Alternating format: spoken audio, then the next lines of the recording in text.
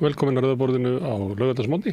Þá höfum við það sem við kallum helgispjall, fáum hingað gest sem að leyfir okkur að kynna sér og kannski getum við spegla okkur aðeins í honum sem er alltaf hollt og gott. En hingað komin Jón Ársæll Þórðarson sem er nú vanalega spyrill í veturum. Er það ekki?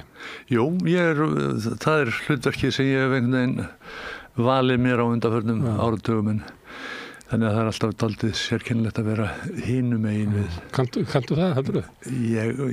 Ég er betri í hinu, ég er betri í að sitja í þínum stól, en allt er þetta sama tóbakið í sjálfu sér.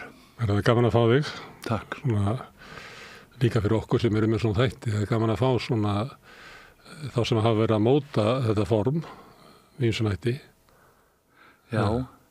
Það verið gaman að tala við Jónas, kvöldgesti, en hann er farinn. Einmitt. Hann var náttúrulega meistari samtalsins, Jónas Jónasson. Fórstu til hans? Ég fór til hans og hann var svona mér hvatning, elskulegu kall, og þegar ég var að byrja þá var hann ekkit að spara stór yrðin, sko, og hvatti mig áfram og taldi mig trú að ég væri gríðarlegt efni í útvarpsmann og þannig eigum við að vera við hvort annað, við eigum að hvetja. Hann var svo sannarlega hvetjandi einstaklingur. Fórstu í viðtaldir hans? Já. Og hann undirbjóð sig? Hann undirbjóð sig og þetta voru hans ær og kýr og hann hafði hann hafði þetta eitthvað sem er mikilvægt til að ná til fólks. Og passaði upp á allt. Já. Lýsinguna meðan við þetta fór fram. Einmitt. Og dramatíkina. Dramatík, já. Hann var dramatískur. Og allt hefur þetta áhrif. Dóttir hans er með flottustu spyrlum landsins, flottustu útvarpsmanneskjum sem við eigum, Silla. Hún heldur uppi kyndlinum. Jón, þú varst að hjá út endurminningar, æskuminningar, heitir það. Já.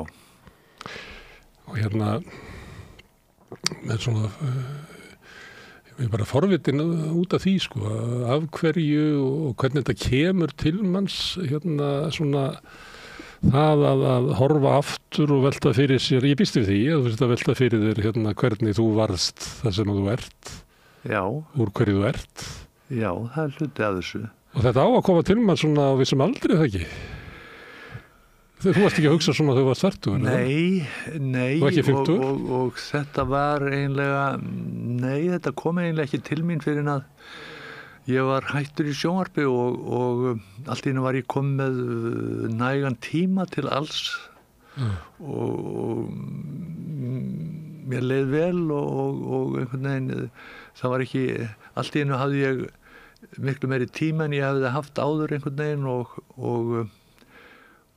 þá kom þessi hugmynd upp að fara að skrifa niður svona gamlar sögur úr fortíðinni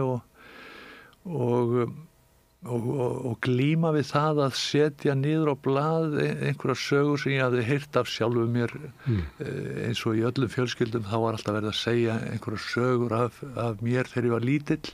Og ruglast undir minni hjá manni, maður man ekki hvort maður vani til sögun eða atburðunum? Nákvæmlega og hvað er satt og hvað er logið einhvern veginn og ég á 2 eldri bræður og svo Kristrúnu yngri systur og þetta voru svona sögur, stundum hélt ég að þetta væri að ég hefði tekið þátt í þessari sögunni hinni en þá kom í ljós þegar ég fór að skoða þetta og rannsaka og spyrjast fyrir þá var þetta eitthvað annað systkini mitt sem hafði upplifað þetta sama en þetta voru sögur sem alltaf var verið að segja og ég er alltaf inn komin í þessa glímu, skemmtilegu glímu að setja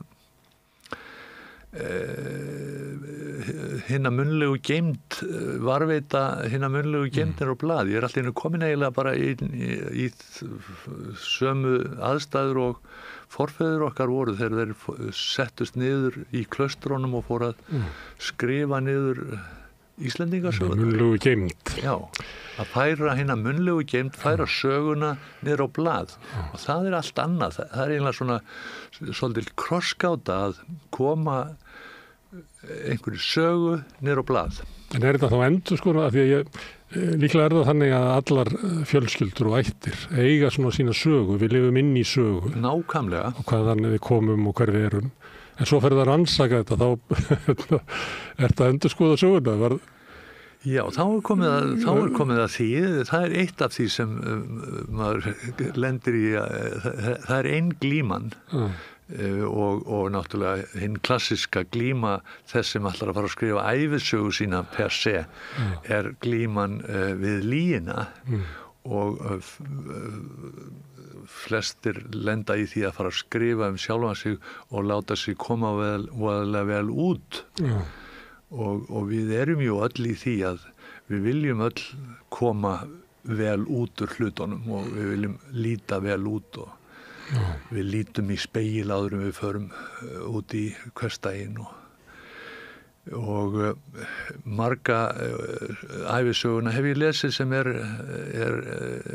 byggist meira og minna upp á einhvers konar groppi og að viðkomandi sé að glæst speilmynd og viðkomandi sé að koma vel út úr hlutunum og ég þurfti að svolítið að skoða mig í þessu efni og þurfti þó ekki að efast í að ég var alveg ákveðin í að ég ætlaði að reyna að nálgast þetta þannig að þetta væri ekki einhvers konar hælisaga, gropsaga. Goðsagan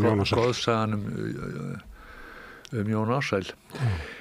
Það var eitt og svo bara glíman við íslenskuna og þó svo ég sé búin að vera að vinna við íslenskt mál alla þennan tíma og skrifa texta fyrir sjónvarp og útvarp og blöð að þá er svona meirinn að segja að allt í einu að fara að skrifa þetta niður og skrifa niður æviminningar sínar og láta það verða að bók.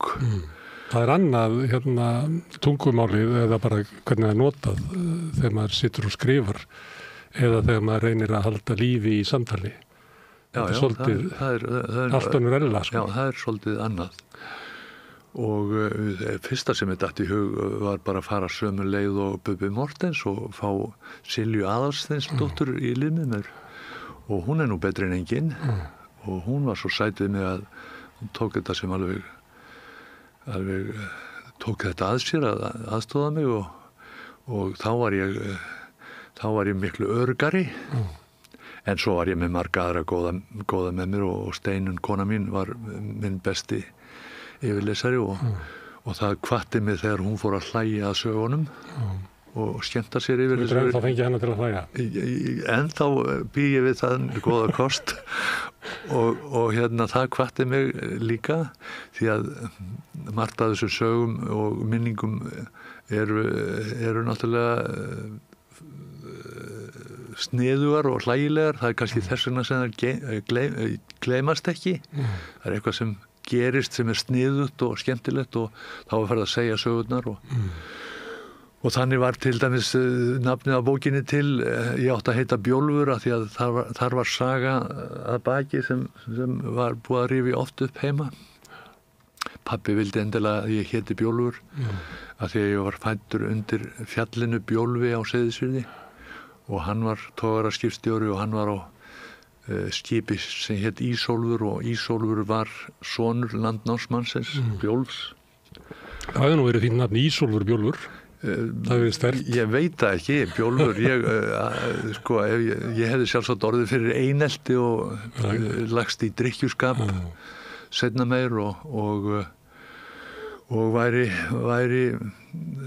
ver á mig komin en ég er í dag, ég veit ekki. Það er sagt að fjórðungi bregður til nafns. Já, þú segir nokkuð. Já. Hann var þarna allavega bjó í Firði á Seyðisfirði, þar sem ég er fæddur. Og þar fyrir ofan húsið okkar var hóll og nú er búið að grafa í þennan hól og það kemur í ljós að þar er bara landnámsmaður að þér virðist vera. Þau grófu upp heilt skip og í skipinu er maður í fullum herklæðum og með hest sinn og hund. Varstu varfið hann þegar þú varst yngri? Hann var svona yfir og allt kring og ég vissi það alveg frá byrjun að ég væri tengdur þessum þessum merkilega landnámsmanni Bjólfi frá Þulu í Noregi sem hafði komið með sitt fólk kringum 840 og sest að í firði á Seyðisfirði með fóstbróður sínum sem fór aðeins lengra og settist að í Loðmundarfirði. Og þetta allt að koma í ljós bara núna á okkar vakt því að nýlega voru grafnar upp fjöldi af gröfum á Þórarinstöðum sem utar í Seyðisfirði og það liggur þar grafið fólk sem bæði annars vegar kristið og hins vegar heiðið í sama kirkjugarðinum að Þórarinstöðum. Og svo náttúrulega 1100 árum seinna kynnist ég kvenmanni og hún ættuð frá Þórarinstöðum. Pabbi hennar hét Þórarinn Sveinsson. Og það kom nú ekki annað til greina þegar við eignuðumst stráka að hann væri látin heita Þórarinn. Nafn sem búið að vera í ættinni í 1100 ár. Íslenskan og íslensk saga tær, þetta gegnsætt og fallegt og að vita að við skulum vera frá Noregi og hafa komið og þetta hafi allt verið skrifað niður. Finnst þú að vera nærri þessu fólki? Finnst þetta að vera sama fólkið? Þeir eru að lesa þessar sögur eða labba þessar slóðir og ég spyr að því að þú hefur áhuga á fólki. Já. Þú veit ekki svona maður flokka eða eitthvað svona. Já, ég myndi frekar fara í mannin en flokkin. Já. Svo sagt Og alls ekki boltan. Og alls ekki boltan. Nei, ég er bara að velta fyrir mér hvort að þeir eru að tala til dæmis Bjólf eða Þórarinn. Já, ég sé þetta fyrir mér. Ég sé þetta fyrir mér. Þú sér því fyrir þér í þessu stöðu. Já, og við vorum að leika okkur sem krakkar upp í firði. Þú er sannfærður maðurinn alltaf eins. Ég er sannfærður það að við eigum við sömu hlutin að stríða. Og við vorum að leika okkur, við vorum víkingar, það var fyrsta sem maður smíðaði sér var sverð og skjöldur og við vorum, og svo komst ég að því náttúrulega seinna þegar ég fór að lesa sálarfræði og hún var meira og minna byggð á hugmyndum Sigmundar Freuds og hann bendir á það að maðurinn, við lifum þetta fylgir okkur því að í dag á 20. öldinni þá eru hvergi þessi vopn til dæmis úr fortíðin að finna nema í herbergjum drengja, sverðið og skjöldurinn. Hann fylgir barninu, drengnum. Og hann byggir sína hugmyndir á því að þetta endurtæki sig og þess vegna sækir hann til að skilja mannin þá sækir hann í sögur úr fortíðinni, sögur frá Egyptum og bæði hugmyndina við lifum í sögum en við líka notum sögur til þess að skilja. Hún segir söguna mannin og svo hafa menn farið lengra á 20. öldinni, seinna á 20. öldinni þá fóru menn að átta sig á því að þessar sögur þyrfti ekki endilega að vera goðsögur, þær þjóðsögurnar segðu í raun og veru kannski sömu hlutina mannin og alltaf erum við að reyna að skoða mannin. Stundum, maður heyrir það stundum að við lifum tíma þar sem að sé minni sagan áður, það sé alltaf árið 0 hjá okkur, það sé að vera að tínast svona sagan og að það sem að gerast núna í sér einhverja rætur og þetta er svolítið talað um þetta í stjórnmálum og við sjáum þetta reyndar líka í sagnfræðinni, ég tala oft við sagnfræðinga hérna og þeir eru alltaf að endurskoða sögun og finna eitthvað nýtt en það tekst ekki að breyta stórsögunni sem að Íslendingar eru með í hausnum sem svona Íslandssaga sjálfstæðisbaráttunnar að hún bara breytist ekki. Nei, við sittum svolítið uppi með hana og hún var náttúrulega hún var skrifuð niður, hvernig sem sú saga var, þá var hún skrifuð niður og hún til í ljóðum og þetta einhvern veginn þetta líka menn eru nú að komast að því betur og betur að sagan okkur í blóð borin, hún bara í genunum, hún í mannslíkamanum og menn telja... Og ekki hægt að skilja sér nema í samhengi við ykkur sögu. Nei. Þú verður taugaveiklaður og ef þú ert ekki í réttri sögu. Já, líkaminn virðist geyma söguna og frumann. Og það ástæða fyrir þú ert að skrifa bókina, þú ert að finna þér sögu sem að hentar þér.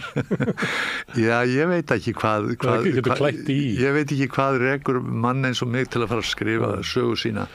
En allavega gerði ég það og meðvitað eða ómeðvitað. Og talandi Freud að þá reyndi ég að hafa þetta svona eins og hann hafði það. Hann lét sjúklinga sína bara leggjast á bekk og segja sér það sem kom upp í huga þeirra. Það verið besta leiðsögnin. Já, og það var ég að reyna að gera. Ég settist niður og hvað sé ég fyrir mér úr fortíð minni, hvaða sögur koma til mín og þær komum bara trítlandi til mín og ég skrifaði þær niður, svo einfalt var það. Þetta ritslíkt af undinauðvitaðri. Já, þú veist, það þetta að finna fín orð á það en í stórum dráttum gerði ég þetta þannig og svo náttúrulega bara ég vissi það líka fyrirfram að það að segja frá læknandi og mér finnst þetta hafi verið læknandi ferðalag á einhvern hátt. Og skemmtilegt. Og mjög skemmtilegt og Herðu Jón, ég spyr gesti oftast að því hvernig að muna fyrst eftir sér. Já. Ég man fyrst eftir mér á Eskifirði því að við fórum svo snemma frá Seyðisfirði þó ég sé fæddur þar. Þá fórum við fluttumst til Eskifjarðar þegar ég eitthvað rúmlega 1 árs. Þannig ég man eiginlega ekkert eftir mér fyrst árið á Seyðisfirði. Síðan áttum við reyndar eftir að koma flytjast aftur á Seyðisfjörð. En þannig að ég man fyrst eftir mér á Eskifirði og ég man eftir mér fyrir utan húsið þar sem við bjuggum, þar sem ég í gríðarlega stórum stígvélum, stígvél sem náði mér einhvern veginn alveg upp í pöng, ber að neðan að minnstakosti og að míga í kjallaratröppunum í snjóskafl og þessi fína gula buna myndar mynstur í skaflinum. Þú reyndur að teikna með bununni? Gæti vel verið að ég hef reynd að skrifa einhver orð, örlítið ljóð með bunu minni. En að fátt fallegra heldur en gul buna í hvítan snjó. Þetta svo sólinn sem bara mætt í. Og haldandi upp tippið á sér. Já. Fallus hann tippið á okkur kemur mikið við sögu okkar í ofstórum stígvélum af einhverju stærra ljóni. Nákvæmlega. Þannig að allt þetta í stíl. Þarna áttum við eftir að búa í 5 ár því að pabbi var ráðinn skipstjóri á nýtt skip á Eskifirði og þetta voru síðutogarar sem breyttu íslensku landslægi, efnahagslandslægi. Skip sem komu með gríðaleg auðæfi færðu þjóðinni gríðaleg auðæfi, tímabil sem varði reyndar stutt en kom Íslandi á koppinn ef þannig má orðið komast. Og byggðu upp Ísland, ég meina kom með höfnina og frystihúsið og kirkjuna og félagsheimilið og kaupfélagið og bjó til þessar byggðir. Já, og þeir eruðu svona litlir kongar í þessum byggðarlögum, skipstjórarnir. Pabbi var aflamaður og maður ólst upp við það að hann væri einhvers konar ofurmenni, ofurhetja og hann fór út á sjóin og kom með þennan mikla afla að landi og þeir fóru til Grænlands á Grænlandsmið og kom með saltfisk, kom með flattan fisk að landi. Það verið þá 3 mánuði eitthvað svoleiðis úti. Já, og þar saga líka því að Ég var svo frekur á brjóstið að mamma var í stöðugum vandræðum með mig. Ég var orðin sko 3 eða 4 ára gamall og kominn í stakk þegar ég var ennþá á brjósti. Og hún var að gefast upp á þessum unga sveini og það endaði með því að hún stakk af með pappa til Grænlands á saltfiskstúr. Duði ekki minna. Og ég grét í 2 mánuði. Og mér sagt að eldri bræður mínir hafi margoft hótað því að drepa helvitiðan Jón. Ég grét svo mikið. En þetta dugði. Ég fór að drekka í stað þess að sjúga. Og þetta gekk allt saman upp og aflinn seldur í Esbjerg og ég held að fyrsti saltfiskstúrin hafi borgað 14% af kaupirði skipsins. Og ég man eftir því að maður var ekki hár í lofti þegar ég var að drösla fiski úr skipinu til fjölskyldna á Eskifirði sem þurfti á fisk að halda. Þetta var líka gefið upp úr skipunum. Og svo voru þau að koma með forboðna ávexti frá útlöndum, appelsínur, epli og pabbi fór alltaf, þegar hann fór í túra sölutúra, þá fór hann með langa lista af hlutum sem hann átti að kaupa fyrir konurnar í þorpinu. Kjóla og skó, það var svo skrítið að það var eins og við værum það fékkst ekkert í íslensku verslunum á þessum tíma. Var hann fiskinn? Hann var fiskinn og einhvern veginn alinn upp á togurunum, byrjaði snemma og hann hafði náttúrulega mikla sögu. Hann sigldi öll stríðsárin og var á skipum sem voru sigld niður í stríðinu, 2 skipum sem hann var lenti í því að vera að synda í Atlantshafinu og missa skipsfélaga sína þannig að hérna. Þannig að hann var nálægt ykkar sögu, þessi ógn hafsins og stríðið var bara. Og líka við byggðum Ísland upp á þessum fiskimiðum. Þau voru alltaf að tala um stríðið, mamma og pabbi. Hún hafði unnið á hótelin á Þingvöllum þegar hermennirnir voru þar. Og hún eldaði svo góða hamborgara að þeir kölluðu hana, amerísku hermennirnir kölluðu hana The Hamburger Queen, hamborgaradrottninguna. Við vorum alveg upp við sögur af stríðinu, þetta var bara næsti bær við einhvern veginn. Ég fættur 50 og stríðinu lauk 45. Pabbi hafði lent í sjónum 2 sinnum og bjargast við illan leik. Mamma átti 5 bræður sem allir voru togaraskipstjórar. 2 systurnar giftust togaraskipstjórum, þannig að þetta var svona togarasletti. Ég spurði hvort það hafi verið fiskina því að á þessum árum voru hérna ekki sömu tæki til þess að þú kannski geti kíkt undir yfirborðið til þess að hvort það væri fiskur eins og er núna. Þótt ég sé ekki að gera lítið úr aflaskipstjórum dagsins. Þarna voru menn sem að, ég veit ekki hvort það tilheyriði sko togurónum eða tilheyriði allavega bátunum, að það voru menn sem að gátu lesið sjóinn og gátu lesið fuglana og séð þar ofan í sjóinn. Einmitt. Og pabbið þannig var þekktu straumana. Já, hann var þannig og það kemur náttúrulega líka svolítið að sjálfu sér að þegar þú ert alinn upp við sjóin að þá verður hann hluti af þér. En þeir höfðu reyndar dýftarmælinn og hann var borð í togurónum og hann gaf líka sitt. Það voru loðningar sem kastað var á. En síðan voru þeir líka að leita að fiski og pabbi fann mið til dæmis norður af Langanesi, djúpt norður af Langanesi sem Austfirðingur, það hét skipið hans á Eskifirði, Austfirðingur sat að þessum miðum tölvert lengi framan af og móðurbræður mínir fundu mið vestur við Nýfundnaland. Þannig að þetta voru líka sko menn sem voru bara að leita að fiskinum þvert og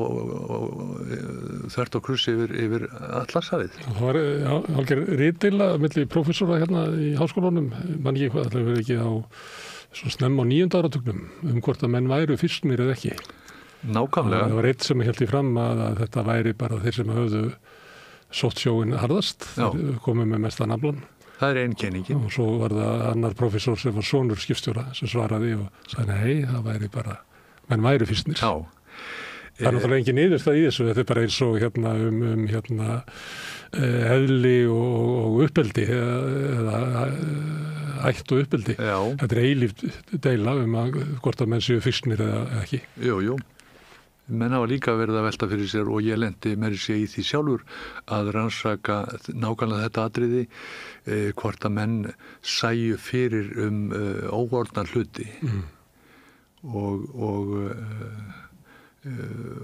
að rannsaka þetta sem yfirskilvillega hluti hvort að því að mönnum hefur ekki þótt einleikið hvað sumir skipstjórar eru aflasælir á meðan aðrir skipstjórar eru það ekki og hvort þetta er einhvers konar gáfa því að þetta er oft fram í tíman þú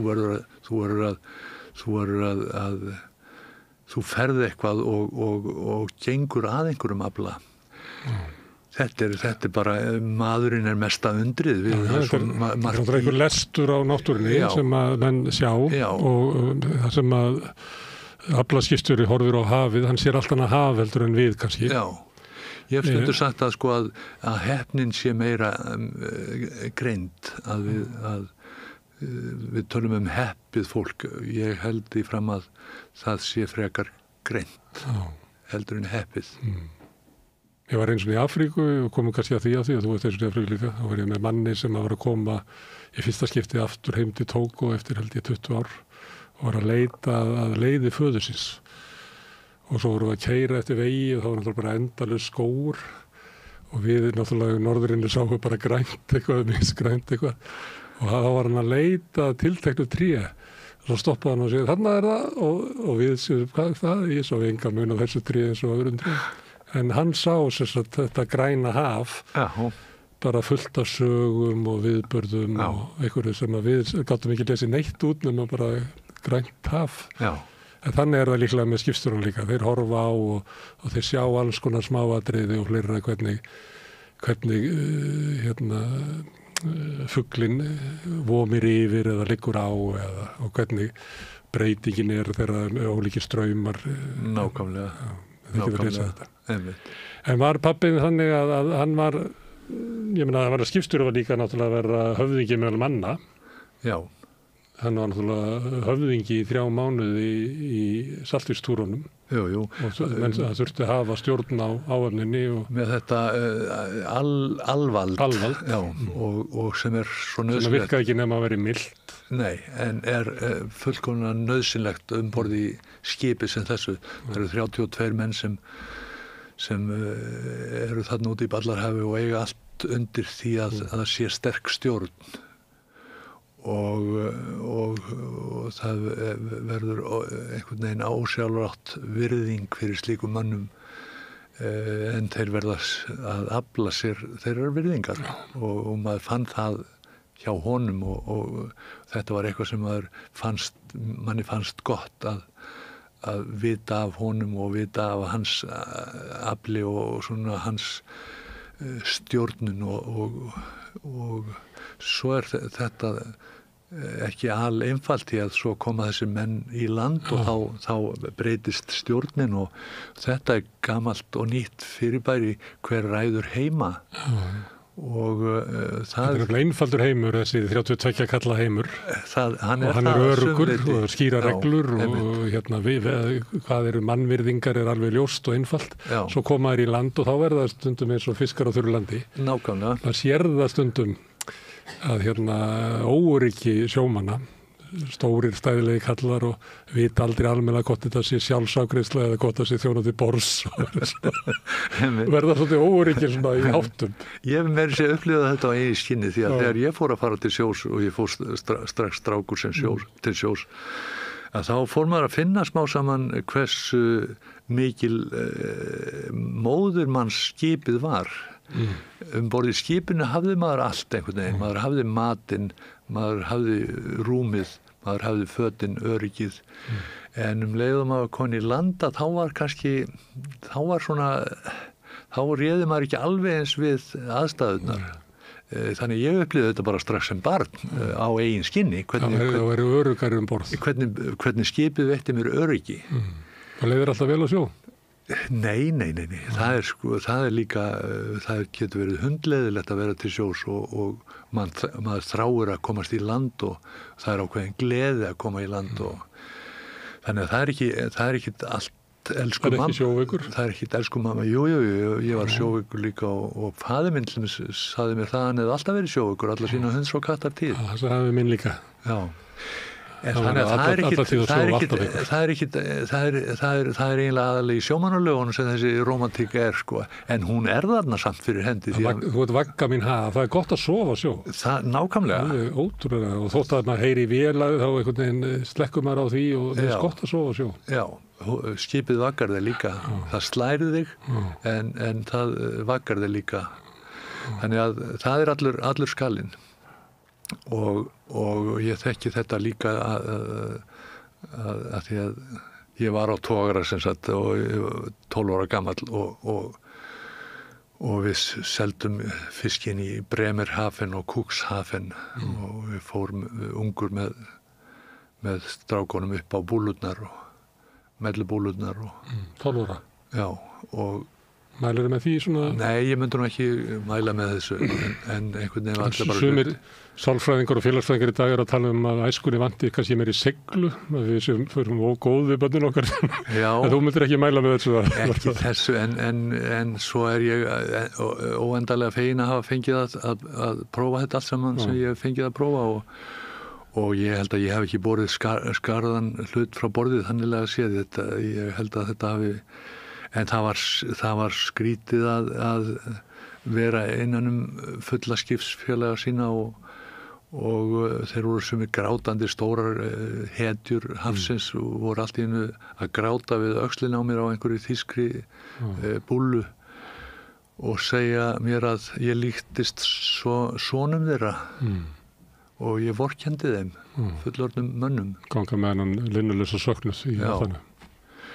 Og svo er ég, sem sagt... Þeir eru 12 ára borð.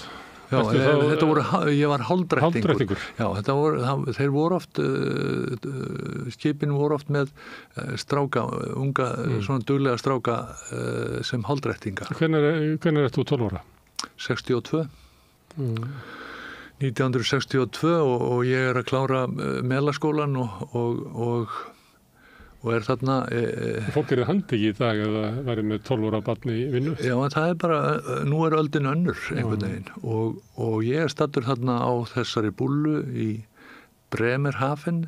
Það var nú þannig að ef við lönduðum í Bremerhaven þá fórum við yfirleitt á leigubílum yfir til Cuxhaven og ef við lönduðum í Cuxhaven þá fórum við yfirleitt á leigubílum yfir til Bremerhaven. Ég veit nú ekki út af hverju.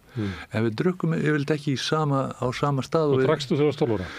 Ég var svona að reyna að byrja aðeins nema hvað ég er sem sagt er þarna á einni búlunni og ég hafði nú aðalega áhuga á eða meiri áhuga á bjórmottunum sem voru undir glösunum og ég er svona safnari, hef alltaf verið safnari og ég var að safna fór þennan fyrsta túr hóf söfnun á bjórmottum og var bara komið með töluverðan stafla bjórmottum þarna þetta kvöld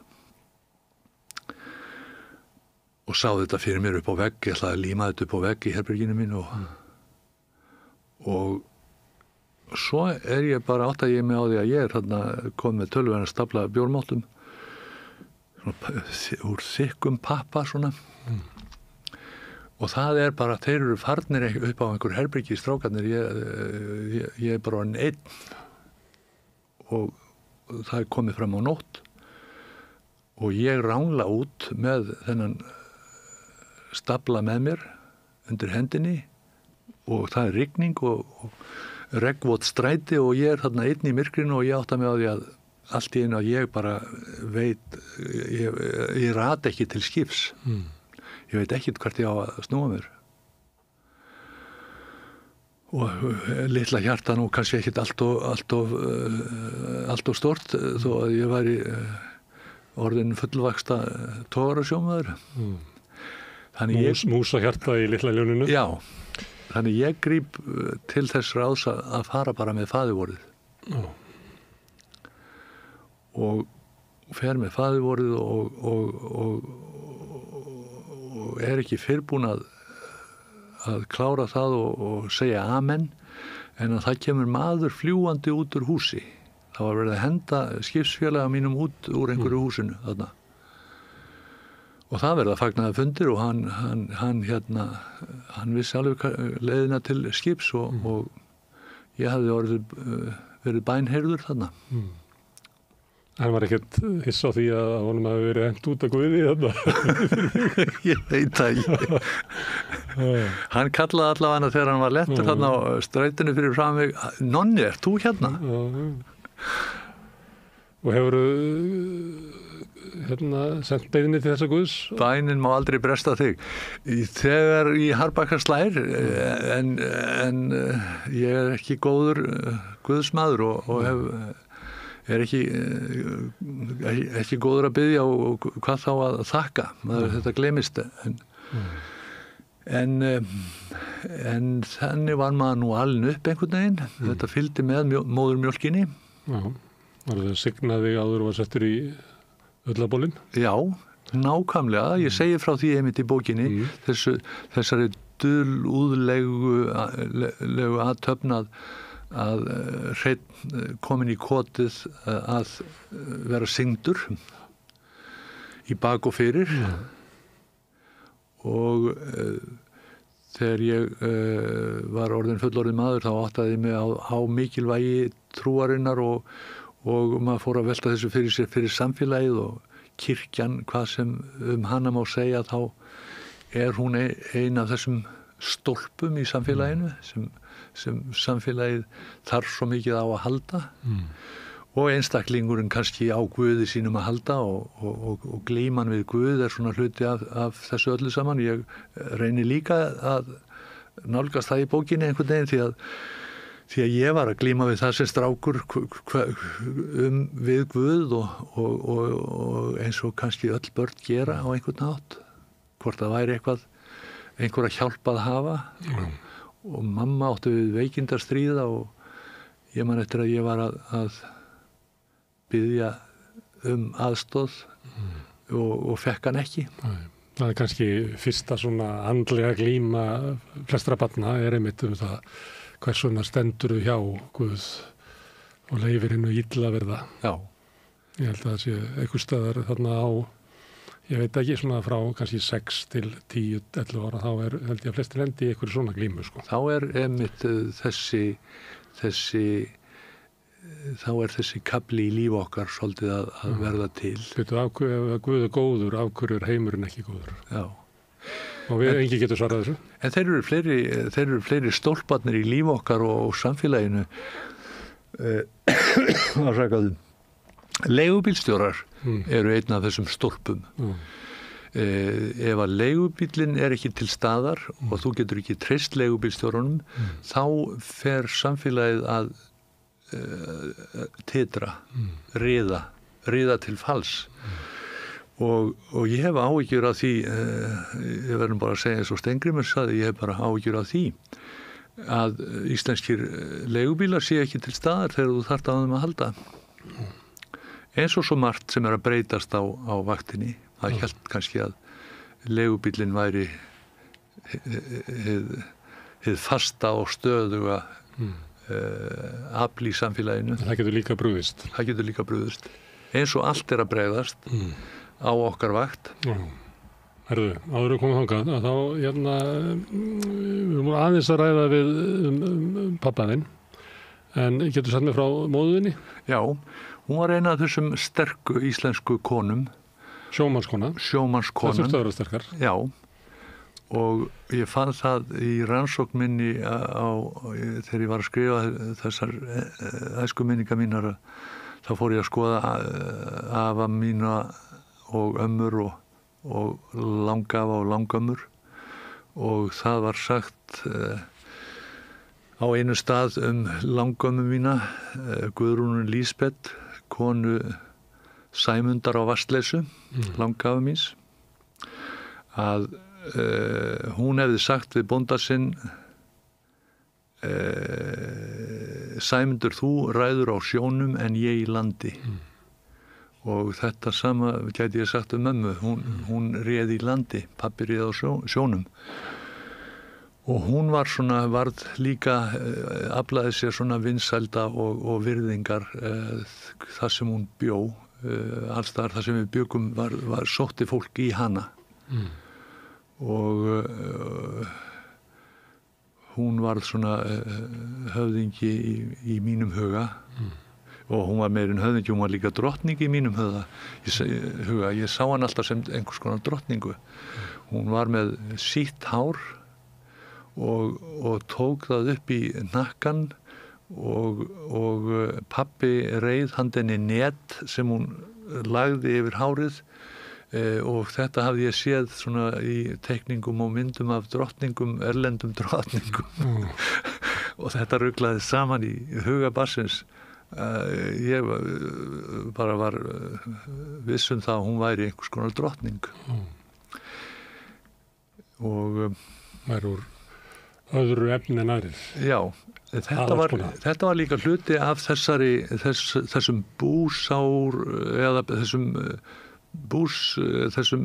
þessu skipulagi hjá okkur, að eins og fólki mitt þarna sunnan með sjó, sur á Vatnsleysuströnd, það gerði annars vegar út og voru hins vegar bændur.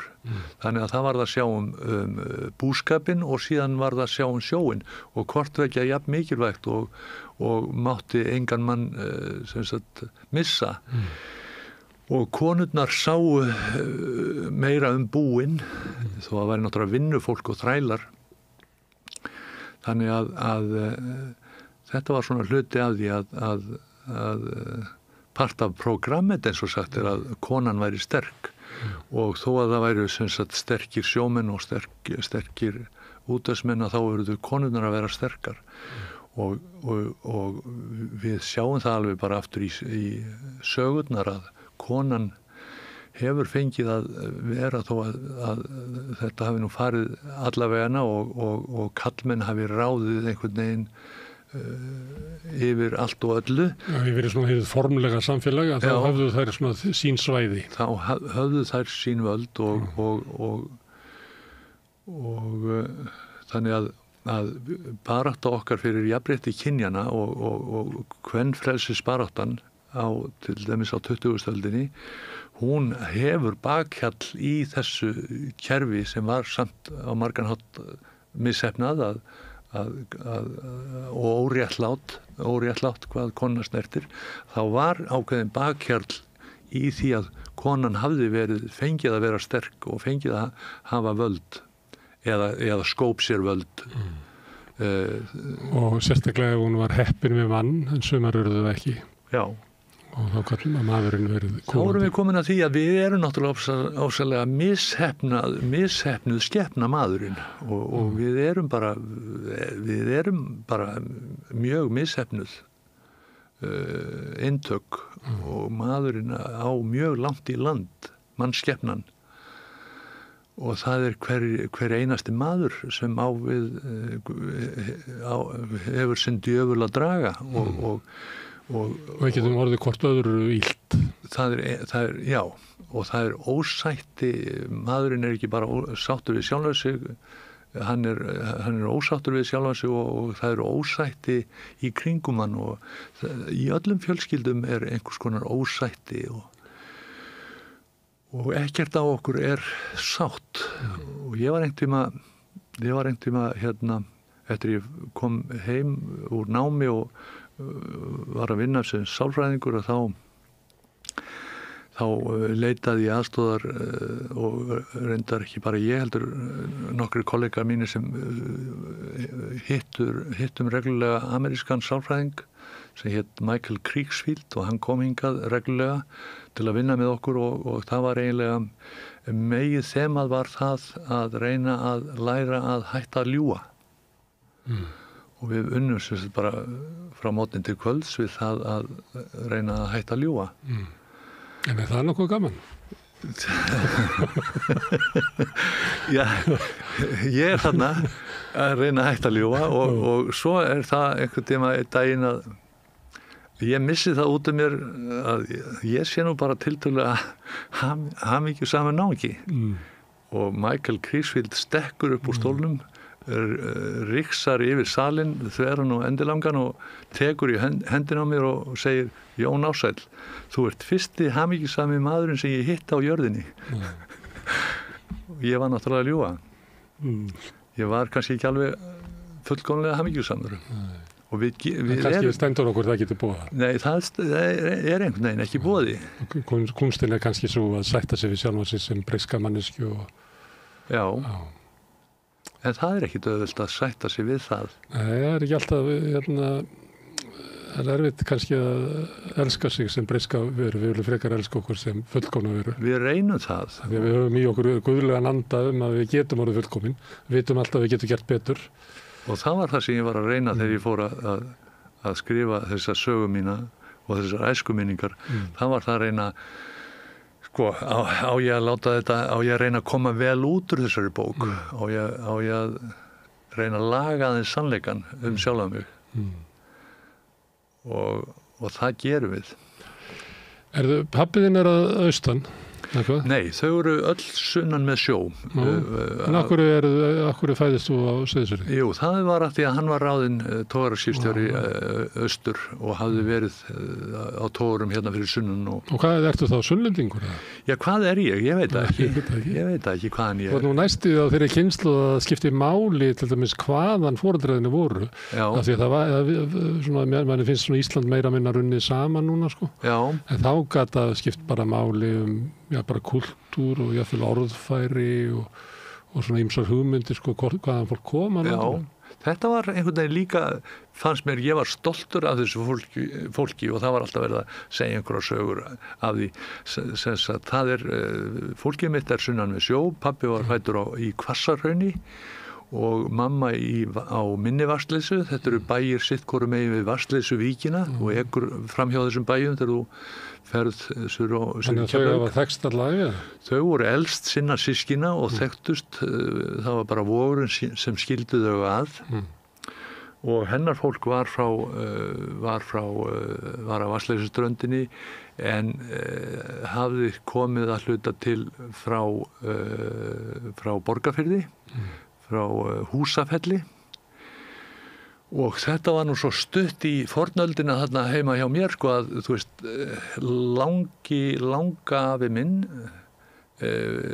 var barnabarn Snorra á Húsafelli og þeir voru allt saman svo mikli smiðir þarna á Húsafelli, strákarnir bæði járnsmiðir og steinsmiðir og hann hafði smíðað sér sverð og gekk með það þegar hann fór í göngur þarna var hræðslan við útilegumenn en þá við lýði en svo hafði einn þessara svona verið sendur í fóstur suður í Garð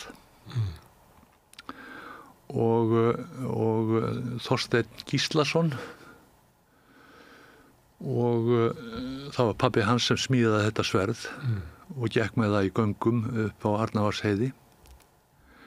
Hann bjó í Garði, seinna að meiðastöðum í Garði og þetta meiðastaðafólk var þekkt útvegsfólk og amma var ein af þeim meiðastaða systrum.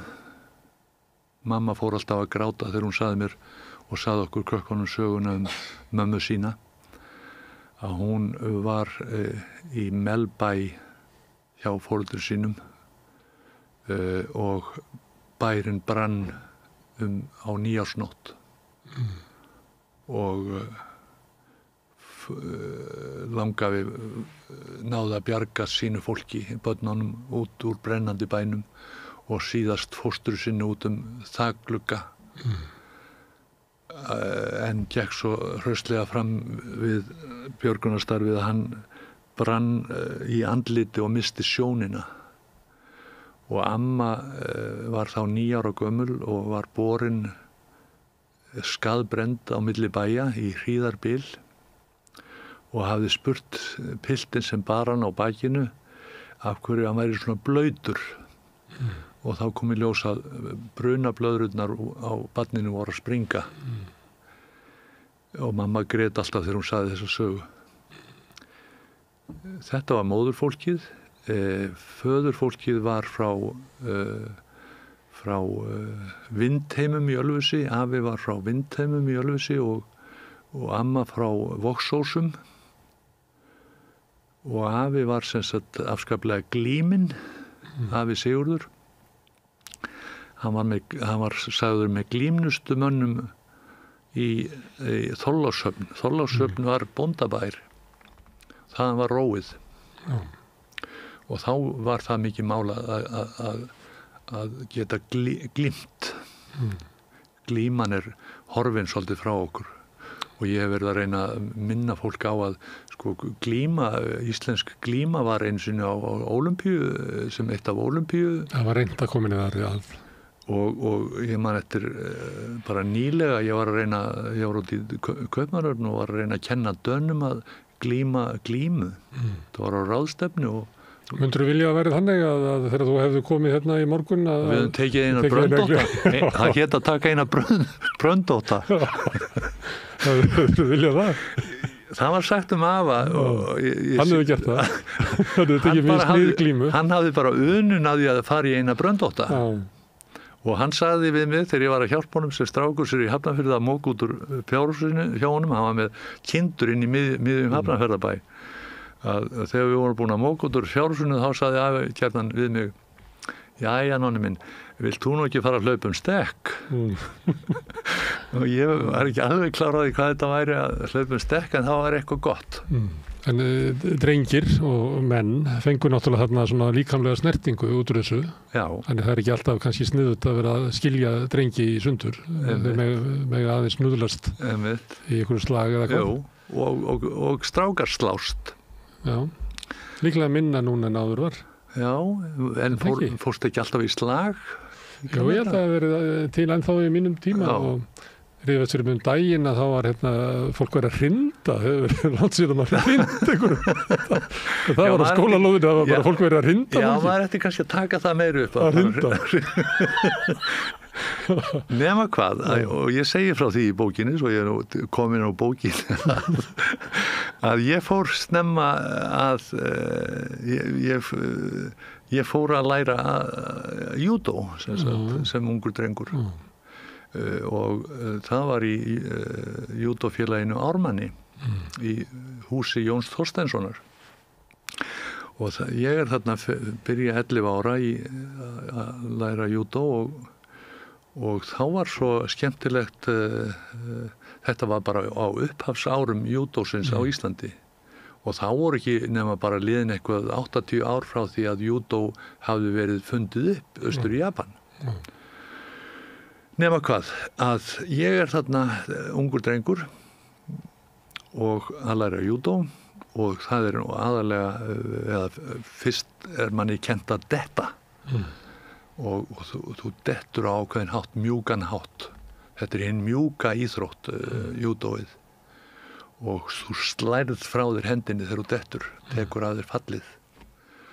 Og ég bara reyndist mjög góður í þessu að náði að tileinka mér þetta og ég var sem sagt sífellt að sýna þetta heima, hvernig ég gat dottið á þess að meða mig. Og ég var hinn dettandi maður og fjölskylda mín fór apa þetta eftir mér og við urðum hinn dettandi fjölskylda eiginlega eins og hinn syngjandi fjölskylda í Austurríki. Já, ykkur leiddist aldrei heldur gáttu þið bara að fara að detta. Detta ykkur til. Já, ég hef marga byltun og hlotið æfina, það er víst. Herðu, förum aftur á Eskifjörð, þar sem að þú ert einn í allt og stórum stígvölum að pissa í snjóin, haldandu dögnum tippið á þér og sér sólin að verða til í snjónum. Þetta er náttúrulega mynd sem svona fyrsta minning af þér inn í heiminum, að þetta er svona tilvistarlegt, þannig ertu bara einn, þannig ekki fjölskyldan. Nei. En segðu mig þá frá þeirri fjölskyldu sem að þú kemur inn í. Já. Ég spyr fólk alltaf að þessu, ég er eiginlega með svona félagsfræðilega rannsóknina, ég spyr alltaf þegar þú varst barn, upplifðurðu að þú værir velkomin og elskaður? Já, ég var það og ég held að við höfum öll haldið það, við erum 4 sem sagt, ég á 2 eldri bræður og eina yngri systur og ég hef held það við höfum öll haldið að við værum mest elskuð af foreldrum okkar. Við höfum öll verið í uppáhaldi en ég hafi verið í mestu uppáhaldi, hélt ég og ég held að það sama hafi gilt hin systkini mín. Þannig að það var svona, það var ekki spurning það sem er samt ekki, því miður ekki alltaf en það var allavega í okkar tilviki þessi óskilyrta ást einhvern veginn og þar var náttúrulega mamma til staðar því að pabbi var gjarnan einhvers staðar út á sjó. Og þú mjög hændur að móðinni? Já. Og móðubrjóstinu? Já. Þú fórst í sálfræði seinna og þessi tími þar sem þú grést móðubrjóstið. Já. 3 ára gamall? Já, ekki 4 ára. 4 ára? Já. Í 2 mánuði? Já. Þetta er nú efni í marga sessjónir. Jú, ég geti farið að gráta hérna við öxlinaður út af þessu öllu saman, sko.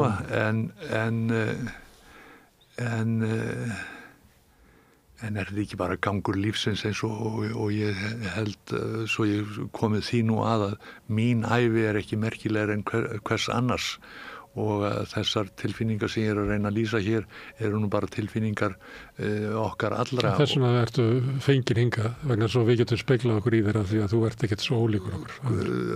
Velkomin, þeir eru velkomin shake me, bend me, any way you want me. En þetta er þessi mynd sem sagt að við erum þarna á Eskifirði og höldum öll að við séum miðpunktur alheimsins og ég held það svo sannarlega. Það er bara sem sagt eins og allt annað í lífinu og allar aðrar sögur að ég á sárt að binda og ég er glaður og ég er hamingjusamur og óhamingjusamur og allur skallinn. Og einhvern veginn fannst mér líka alltaf samt, sko, einn af þeim djöflum sem ég hafði á bakinu var það að mér fannst ég aldrei vera nægilega gamall. Ég hefði viljað að vera eldri og ég var dálítið að flýta mér. Ég teki eftir því minni fjölskyldu og svo veist að maður kynnist börnum. Að það eru sum börn þannig að þeim eiginlega leiðist að vera barn og ég upplifði þetta þannig að það að vera barn og sumriti var ég svona líka, það er alveg sæð, maður segir einhverja vittlust og þá er leiða manni, maður segir eitthvað gáfulegt og þá er leiða manni og þessi svona sess sem að barninu er búið upp og vera svona auka, sumir leiðist þetta hlutverk og vilja bara verða fullnúðir sem fyrst. Ég held að ég sé í þeim flokki og hafi verið í þeim flokki og þetta truflaði mig og ég man eftir að ég var að horfa á líkama minn og mér fannst þetta ekki vera manni sæmand að vera með svona bólginlæri og útstandandi maga sem barn og þetta drengjatippi. Ég vildi losna við barnafituna og ég vildi vera maður með mönnum. En samt er þessi þrá eftir móðurinni. Dóttir mín var með snuð og við tókum af henni þegar man ekki, hún hefur verið kannski 4,5 í þakgili fyrir ofan Vík voru þar í útilugu og það var tekið af henni. Já, dásanlegu umhverfi þar. Já, þetta var svo sár ástarsorg sem að lítið barn var að gangi í gegnum að ég eiginlega bara aldrei Ég hef aldrei fundist ég vera jafn vondur maður eins og að taka af henni stuðið. Og síðan við verum bara að keyra fram í á það gíli að þá hellist yfir fjölskylduna sorgin. Þannig að þetta meira en að segja það og þú ert að lýsa náttúrulega miklu alvarlegra máli með brjóstið móðurinnar. Við þurfum að fá... Þannig að þetta eldir mann alla ævi, það að vera rifin frá því sem að maður elskar og háður. Já. Við fáum þetta allt í gegnum munnin á tímabili og þurfum að setja allt upp í munnin og sjúga og allt þetta hluti af þessu þroska þessa lífs sem við erum. Já, þannig að þú hefur verið sjálfsagt, þá má ég bara spyrja þig, svona heldur það að þessi 2 mánuðir að þú gangir einhvern veginn með þá og hvað gerir maður við þá? Því að sjálfum sér ekkert við þetta að gera nema bara setja þetta upp í einhverja hillu. Þú getur ekki læknað þetta? Nei, það situr þarna. Það eiginlega óhjákvæmilegt að þetta siti í líkama okkar og leið sálu okkar. Og sér hlutaði að verða fullorðin manneskja? Örugglega. Ganga með þessi sárindi? Örugglega. Og það gerir... Þetta allt í þessari púlju. Og svo það syndin sem kemur til okkar á einhverju tímabili. Og ég farin að syndga á Eskifirði. Ég man eftir að ég var farin að reykja og við fluttum frá Eskifirði þegar ég var 5 ára gamall. Þannig ég var byrjaður að reykja töluvert áður en ég var 5 ára. Það er svo sígarettur eða njóla? Nei, það voru aðalega vindlar sem ég reykti. Við byggum til vindla úr sementspókum. Það hafði harðnað í stæðu af sementspókum þegar var að byggja sundlaugin á Eskifirði. Og niður í dimmunni í kjallaranum á hálfbyggðri sundlauginni var stafli af sementspókum sem hefði harðnað í fyrir mistök. Og þegar maður reif utan af sementspókunum pappírinn, þá var þessi fíni þykki pappír sem var svo hentugt að rúlla upp í langa, flotta vindla og fara svo niður í pöntunarfélag og kaupa eldspýtur.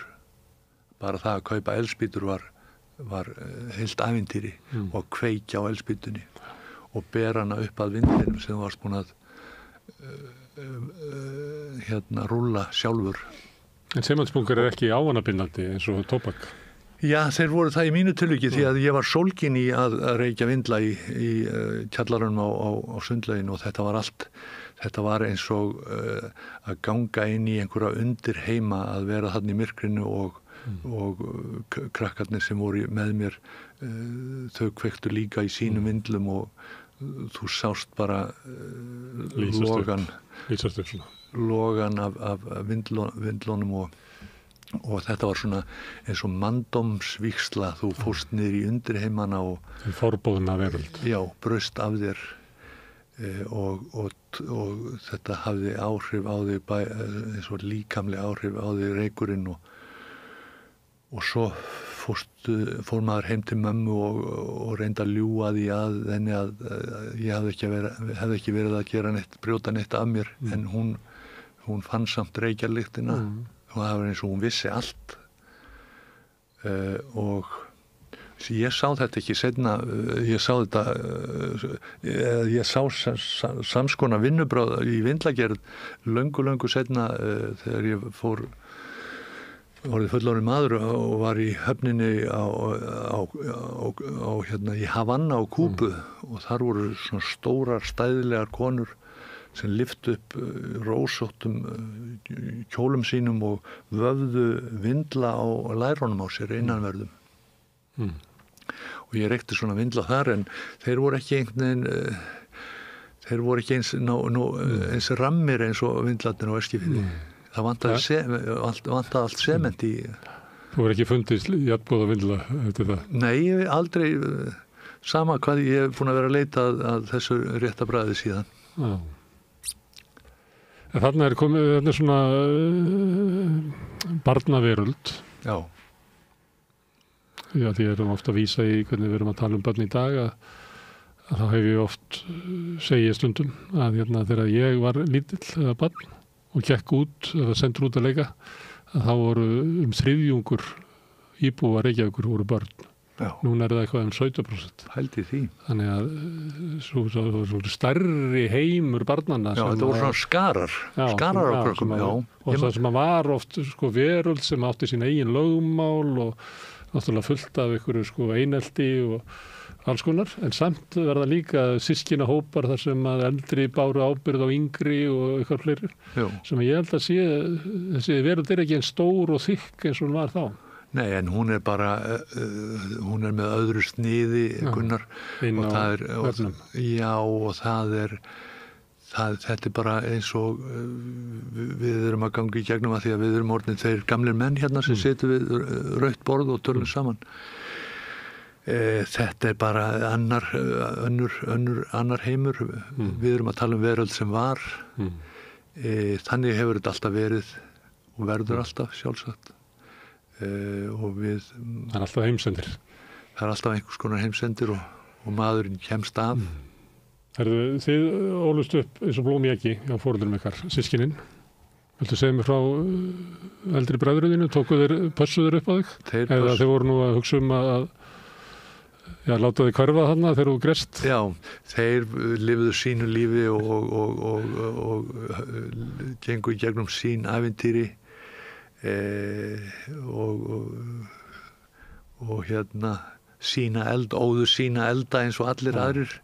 En við fórum snemma til sjós, strákarnir og líka tókum líka þátt í landbúnaði. Við vorum allir sendir í sveit og meir en sendir því að ég réði mig í sveit þarna á Eskifirði. Ég heyri það að það bóndi kominn í Kaupstað og ég fer niður í kaupfélag og kem að máli við, finn þennan bónda og fjölskyldan þekkti til. Ég kem að máli við hann og býð honum heim í kaffi, 5 ára gamall. Ég var svona, held ég dálítið svona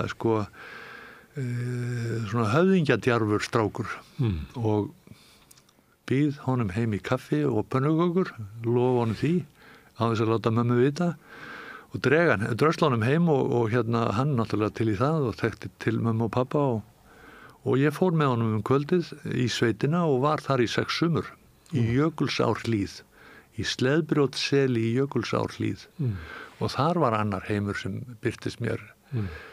Þar átu menn reykt selkjöt og notuðu saltað selspik út á brauð og út á fisk og selolía út á fisk og þarna Hvað er þetta? Hvað er svona mikið sel? Já, það í Jökulsá á Dal, þar sem hún rennur í Héraðsflóan. Og þeir fara upp eftir ánni. Þeir fara upp eftir ánni. Og sem að sér stundum í Lagarfljóti. Já, þetta sér maður alveg langt upp í fljótinu. Þetta fljót samsíða Lagarfljóti. Og þarna birtist mér annar heimur sem var ævintýri lífsmíns og ég var bóndi og fljótasti smalinn í sveitinni og þarna fór ég á ball á Sleðbrjót og kynntist ástinni í fyrsta skipti. Ég var ástfangin af mér eldri konu og hún dansaði við mig á Sleðbrjót og ég hef aldrei dansað neitt dans sem hefur haft álíka áhrif á mig og þessi dans á Sleðbrjót forðum daga. Hvað varstu gamall? 11 ára. Og hún? Hún var fullorðin kvenmaður. Árin þau eiginlega skipti ekki máli, annarkvort var maður barn eða fullorðin einhvern veginn. En þetta var bara eitt af milljón ævintýrum sem maður lenti í á þessum árum og eftir það þarna særist ég illa, ég brenndist við það að ég ætlaði að fara að hella upp á könnun einu sinni þegar fólk var á engjum og stóllinn brotnaði undan mér og sem ég stóð á við eldavélina og kóla eldavélina og ég greip í láthúnshald sem var framan á vélina en greip í pottin og hann skvettist yfir mig og ég skaðbrendist og var dregin út í læk og kældur og síðan ekið á sjúkraskýlið á Egilsstöðum 2 tíma akstur á vondum vegum, illa brendur og var látin liggja þar í lögum og það var einhver undur læknisfræðinar, þá kom ég heill út úr þessu. Kannski þetta undriði með okkur að við getum endurnýjast. Já. Allavega þegar við erum ung. Talandi það. Við hættum endurnýjast þegar við heldust. Nema hvað, þá fjölskyldan að flytjast frá Eskifirði og aftur yfir til Seyðisfjarðar. Þannig að ég fer af sjúkraskýlinu á Egilsstöðum þegar ég er orðin sæmilega rólfær, þá fluttur niður á Seyðisfjörð í nýtt hús undir fjallinu Bjólfi og lík þar áfram en Vilhjálmur, elsti bróður okkar, hann bar mig manni eftir húsið til að sýna mér nýja heimilið og ég fekk að sjá hinn herbergin og stofuna og síðan var ég látin líka áfram í mínu herbergi en komst á fætur og fyrsta daginn sem ég kemst á fætur þá er pabbi komin í land og er orðinn forstjóri fyrir fiskiðina á Seyðisfirði og ég græt það út úr foreldrum mínum að fá að fara með pappa þó að sárin sé ekki alveg gróin, fara með pappa í vinnuna. Þetta var allt nýtt einhvern veginn, þó ég hefði verið á Seyðisfirði áður, þá myndi ég ekki eftir því að ég hefði verið þungur. Og ég fæ að fara með honum hérna í hálfbyggt fiskuðu verið og þar upp á 3. hæð og hann er að tala við einhverja kalla og ég staulast hérna aðeins og er eitthvað að telja, tek það í mig að ég þurfa endilega að telja spýturnar á veggjónum, það voru svona viðarklæddir veggir, hvort þetta var frystigeymsla eða eitthvað álíka og er að telja spýturnar á veggnum ein af annari þegar ég hrapa niður lyftuop niður í kjallarann niður á jarðhæð.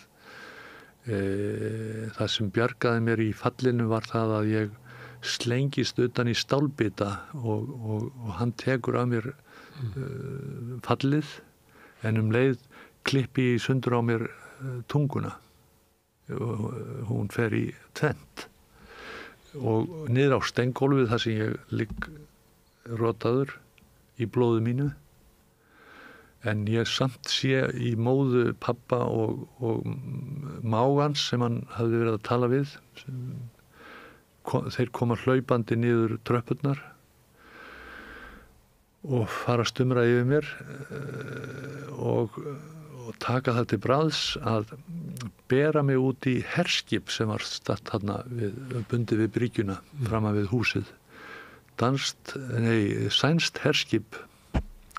Það voru þannig á síldarárunum að norrænu þjóðirnar þær létu svona móðurskip fylgja síldarflótunum sínum.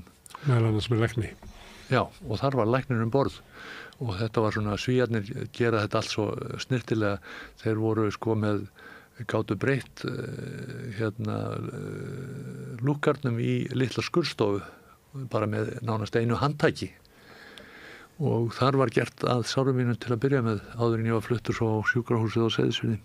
Þannig ég var svona, já, hvað myndi maður segja svona barn? Er það ofvirkt? Duglegt myndi einhver segja?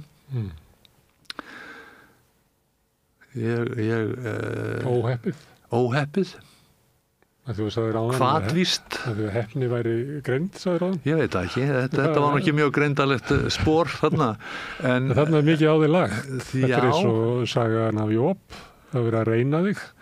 Já, ég veit ekki, var ég kaunum sleginn af drottni. Þú varst það, með brunasár og brotna tungu. Já, og vinn svo við að tala í útvarp og sjónvarp. Ég veit það ekki. Og hvað lástu lengi eftir þetta? Ég veit það ekki heldur, en hérna,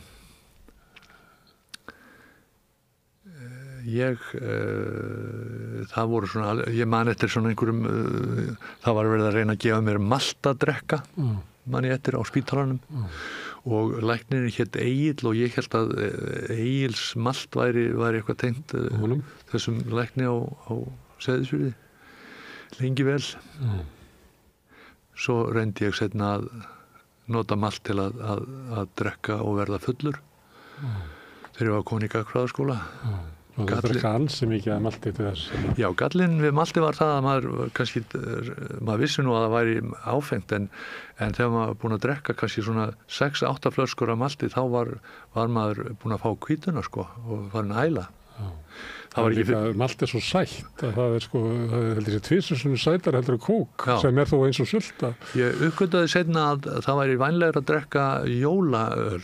Já. Það var þetta að fá það inn í ölgerð á Rauðarárstíg og þangað fór ég með brúsa og keypti svona brúsa undan frostlegi, keypti jólaöl og við fórum að drekka það í Hagaskólanum og með góðum árangri. Má ég spyrja því að þú varst að vinna svo mikið bæði til sjós og sveita. Já. Þegar þú ert til barn og óharna barn. Finnur það á þér núna svona gamla bandaþrælkun? Það er gallinn við þetta alls saman. Ég held og einhver myndi nú halda því fram að barn með svona mikla reynslu sem hefur verið orðin smali 5 ára gamall og komin á sjó fyrir aldur fram og unnið í öllu þessum drulldjópum sem ég gekk í gegnum að það hefði skilað mér sem einhvern veginn betri og vitrari manni en það því miður, Gunnar minn, það hefur ekki reynst þannilega séð. En finnur þetta á þér svona bara í beinunum og svona, stundum finnst mér þetta því ég var að vinna svona líka, bara þegar maður var bara barn. Að stundum velti ég fyrir mér, helvíti ég eitthvað slitinn og svona, þetta helvíti spannaþrælkunin. Ég hef ekki trú á því, nei. Og kannski ég að segja þetta í gríni að þetta hafi ekki gert mér gott, auðvitað öll reynsla mikilvæg og ég hugsa að þetta hjálpa okkur öllum. En svo hef ég líka kynnst mjög flottu fólki og duglegu og greindu og velhefnuðu sem var alið upp í Bómöll líka. Þannig að það nú svo skrítið að bómullarkrakkarnir stóðu sig alveg eins vel og jafnvel betur sko. Þannig að það ekki á vísan að róa. Og reynsla bara reynsla. Ég man einhvern tímann las ég frétta því að það var maður sem hafði setið í fangelsi saklaus í Noregi í 20 ár fyrir að hafa myrt móður sína með exi sem náttúrulega hryllilegur glæpur. Sæll. Svo kom í ljós að hann var saklaus. Já. Og svo var hann hleypt út og hann var spurður af því hvernig líður þér að hafa setið 20 ár saklaus í fangelsi. Já. Þá sann ég að þetta var viss reynsla. það er allt það sama hvað fyrir okkur kemur og þetta er allt, við erum bara hún. Segðu. Það er ekki hægt að breyta því. Maður getur ekki ímyndað sér að vera ekki með reynsluna, þá er maður eiginlega ímyndað sér að vera eitthvað allt annað en maður er. Já. Maður losnar ekki við hana. Herðu, 12 ára gamall, þá ertu á Seyðisfirði, eða hvað? Nei, við vorum fluttum suður fyrr. Já, ég hef ekki verið svona 10-11 ára þegar við fluttum suður. Ok. Og þá lá leiðin suður í Skerjafjörð í hús sem heitir Suðurhlíð og stendur enn fyrir neðan Starhagan, skammt frá Suðurgötunni.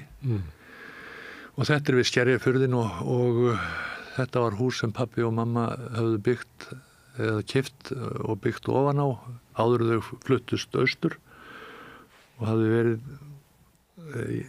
í fjölskyldunni. Og þarna verður sem sagt verða önnur æsku ár við Skerjafjörðin og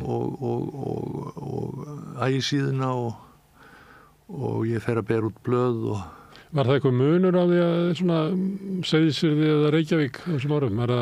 Varst að koma til borgarinnar? Já, það var svolítið sem var bær þá, en það var svona það sem fór í taugarnar á mér að það virtist allt vera bannað í Reykjavík. Og við vorum til dæmis, við fórum snemma, ég og yngri systir mín, við fórum snemma að keyra bílinn heima, löngu áður náttúrulega maður tók bílpróf, það var alveg bannað einhvern veginn. Og pabbi var að segja okkur að við skildum bara passa okkur á löggunni og keyra bara með fram sjónum. Það var svona stíllinn.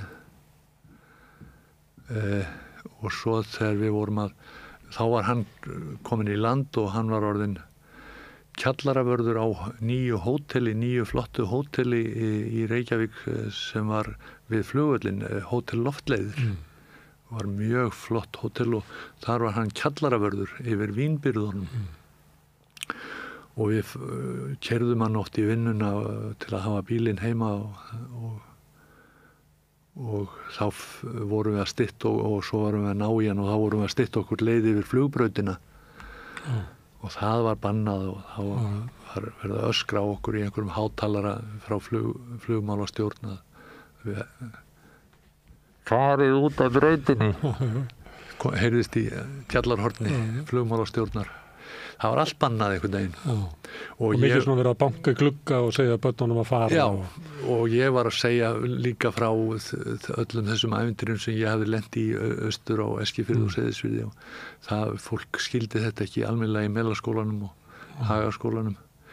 Þetta var svona annar heimur. Það var svolítið svona rík hverfið þarna í Vesturbænum.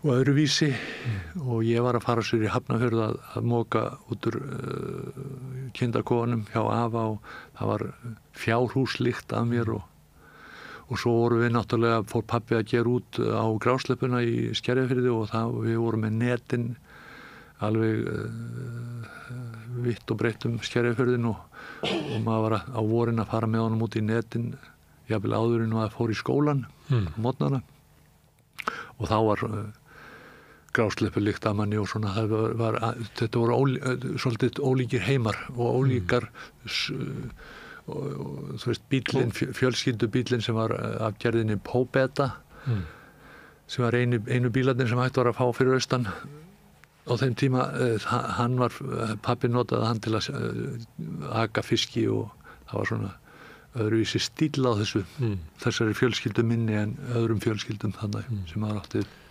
Fannst þér þú ekki svona tilheyrir alveg þessum stærra heiminum? Já, ég bara kom úr einhverju stærri heimi. Ég kom úr víðfeðmari heimi. Ég hafði verið á sjó og ég hafði séð landið rísa og ég hafði verið að fiska innan hvalina. Það var öðruvísi í Melaskólanum átti maður að smíða skútu úr tré, það var lokaverkefnið í 12 ára bekk en ég hafði verið á skútum þannig að þetta var svona öðruvísi svolítið. En þú fannst þú vera öðruvísi? Mér fannst ég vera öðruvísi og að því að væri ítt að því að væri lykt af Já, það var svona, þetta voru svona Þú finnst að finna fyrir því? Já, mér fannst ekki... Já, en leið fannst mér eiginlega þetta hálfgert humbúk allt saman en ég tók þátt í því öllu saman og þetta var þarna allt saman og allt var þetta við Hagatorgið einhvern veginn með háskólabíó það var reyndar stórt ægilegt gat þarna við torgið sem var mörg ár ægilegt gat en síðan reis þar Hótel Saga ofsalega flott hótel og Neskirkjan, þetta voru allt glæsibyggingar og Melaskólinn. Þetta var mín torfa og svo Háskólinn hinum yfir Suðurgötuna sem ég átti seinna eftir að eyða yndislegum árum í. Það sem ég ætla að spyrja þig, svona, þegar maður er svona cirka 12 ára og náttúrulega kannski bráðþroska og þetta flýta þér að verða fullorðinn. En það er svona tímabil, það sem maður veit alveg að maður verður fullorðinn. Já. Þannig að þá fer maður kannski að hugsa svona hvað verður úr manni, sko. Hver verð ég? Hvað varst þú að hugsa þegar þú varst 12 ára? Hvað er þið úr? Já, hvað var ég að hugsa? Ætlar að verða sjómaður? Eða? Ég held ég hafi nú einhvern veginn hallast að því að ég ætti að fara, sem sagt, ætti að læra. Á hverju var það haldið að þér? Eða? Nei, það var nú í sjálfu sér ekki mikið verið að pæla í því. Þetta var svona svolítið, sko, þessi heimur sem ég bjó í var svolítið að ná í bráðina og eldana kvöldið. Það voru veiðimenn, afla fólk, og það var gekk svolítið út á það að hafa í sig og á. Og það voru fátæk ár líka heima því að pabbi fór út í útgerð og það fór á hausinn og það voru sem sagt það voru erfið ár líka og maður, þú veist, fátæktin var ekkit alltaf langt undan og þetta var bara íslenska þjóðin var svoleiðis á þessum árum, það var ekkit langt í fátæktina, sko. Og hvað maður vildi vera, ég get ekki svarað þessari spurningu hvað eða vil ekki svara henni, ég veit ekki hvað það er, en það var eiginlega engin spurning að halda áfram og ég fór sem sagt úr Hagaskólanum, þá ætlaði ég að fara í Bifröst. Sigurður, eldri bróður minn, hafði verið í Bifröst og kom heim fullur af þeirri ást sem hann bar til skólans, hafði verið heppinn að lenda á réttum tíma á réttum stað, kom sem sagt bara með kom hamingjusamur úr skóla, var svo heppinn að sem er mikil gleði og mikil hamingja að finna skóla og finna kennara sem eru það góðir að þeir kveikja í þér. Eins og var í samvinnuskólanum sem menn voru að læra svona, það sem að seinna var kallað viðskiptafræði en í einhverjum tilgangi. Jú, og þeir ætluðu að fara að byggja upp samfélagi. Já, og það var greinilega miklu meira en það, sko. Það var líka einhvers konar hugsjónir og miklu víðara en já, viðskiptafræðin hafði ekki tilgangi sjálfur sér þarna. Hún hafði tilgangi að byggja upp samfélagi. Eins og hliðargrein í þessu. Þannig að ég sótt það en leið var góður félagi minn Helgi Víborg, hann benti mér á það að kennaraskólinn væri góð hugmynd og þar væri hægt að taka stúdentspróf og það var ekki hægt á Bifröst og ég man eftir að við veltumst að hlátri að það skildi þó aldrei enda með því að við erum kennarar og en það var úr að við sóttum í kennaraskólanum og þar tókum við skólan og stúdentspróf að lokum og fórum báðir í sálarfræði. Þannig að og það var fyrir orð skólameistarans Brodda Jóhannessonar sem tók við okkur og gerði okkur gott. Hann var sem sagt, þar var nú komin hugsjónamaður og fræðari og með fjöldan allan af góðum kennurum með sér og þetta varð bara enn ein mamma manns kennaraskólinn og ég man eftir með að við sváfum oft upp í skóla. Herði Jón, 1968 við góðsarfleikenda ár ertu þú þá ekki 18 ára?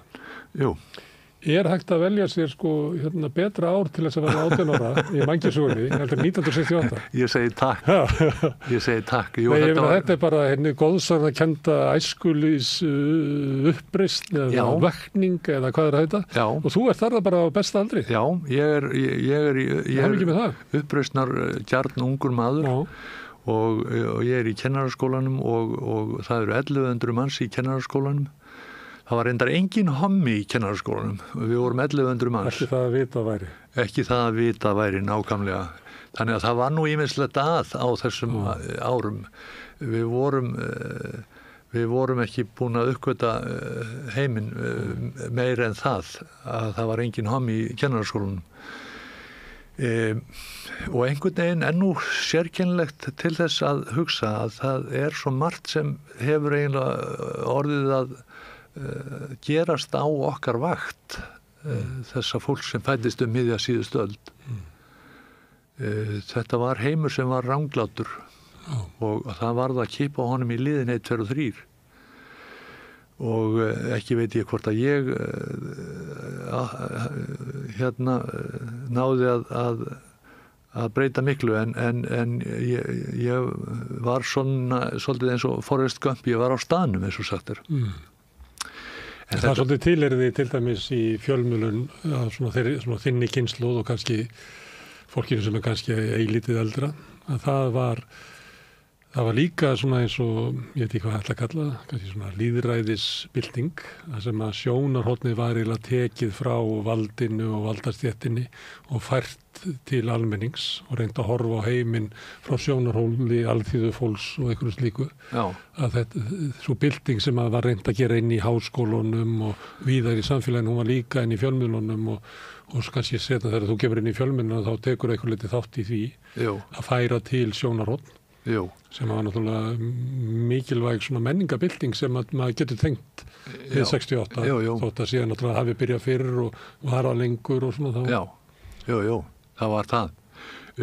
Bara svona eitt lítið dæmi sem dettur í huga allt í einu þegar þú ert að segja þetta varðandi fjölmiðla að þá man ég eftir að ég ungur drengur þarna eða ungur unglingur niður við Skerjafjörð og við erum út í kartöflugarði fjölskyldan sem við vorum með kartöflugarð þarna og það komið transistortæki og ég heyri í transistortækinu að það þáttur í útvarpinu og Páll Heiðar Jónsson útvarpsmaður með þátt og hann er að tala frá London þar sem hann bjó og hann er að tala við stelpur, ungar stelpur sem unnu í London á hóteli. Og þetta var eins og uppgötun lífsmíns að heyra þetta í útvarpinu að það væri hægt að tala við stelpur á hóteli. Bara venjulegar fátækar íslenskar stelpur í ævintýri lífsins sem hefðu komist verið svo heppnar að geta komist út til London að vinna þar á hóteli fyrir kúk og kannel.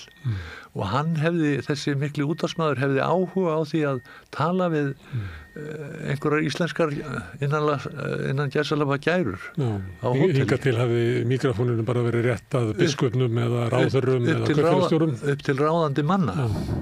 Og þetta náttúrulega stórkostleg. Þetta breyting. Algjör. Og þarna verði ég var við þetta og ég álpast til að átta mig á því að þetta er merkilegt. Og útvarpið hefur einhvern og hefur alltaf haft í mínum huga einhvern glans, það er svo beint og þó ég hefði heimlega aðalega verið að vinna í sjónvarpi þá hefur útvarpið alltaf átt svona, hef ég alltaf verið skotin í útvarpi vegna þess að það er svo beint og það er milliliðalaust eða milliliðalítið. Og heyrir bara röddina og kannski svona eins og að vera í heitapottinum þegar allir klæða sig úr skrautbúningum sínum. Nákvæmlega.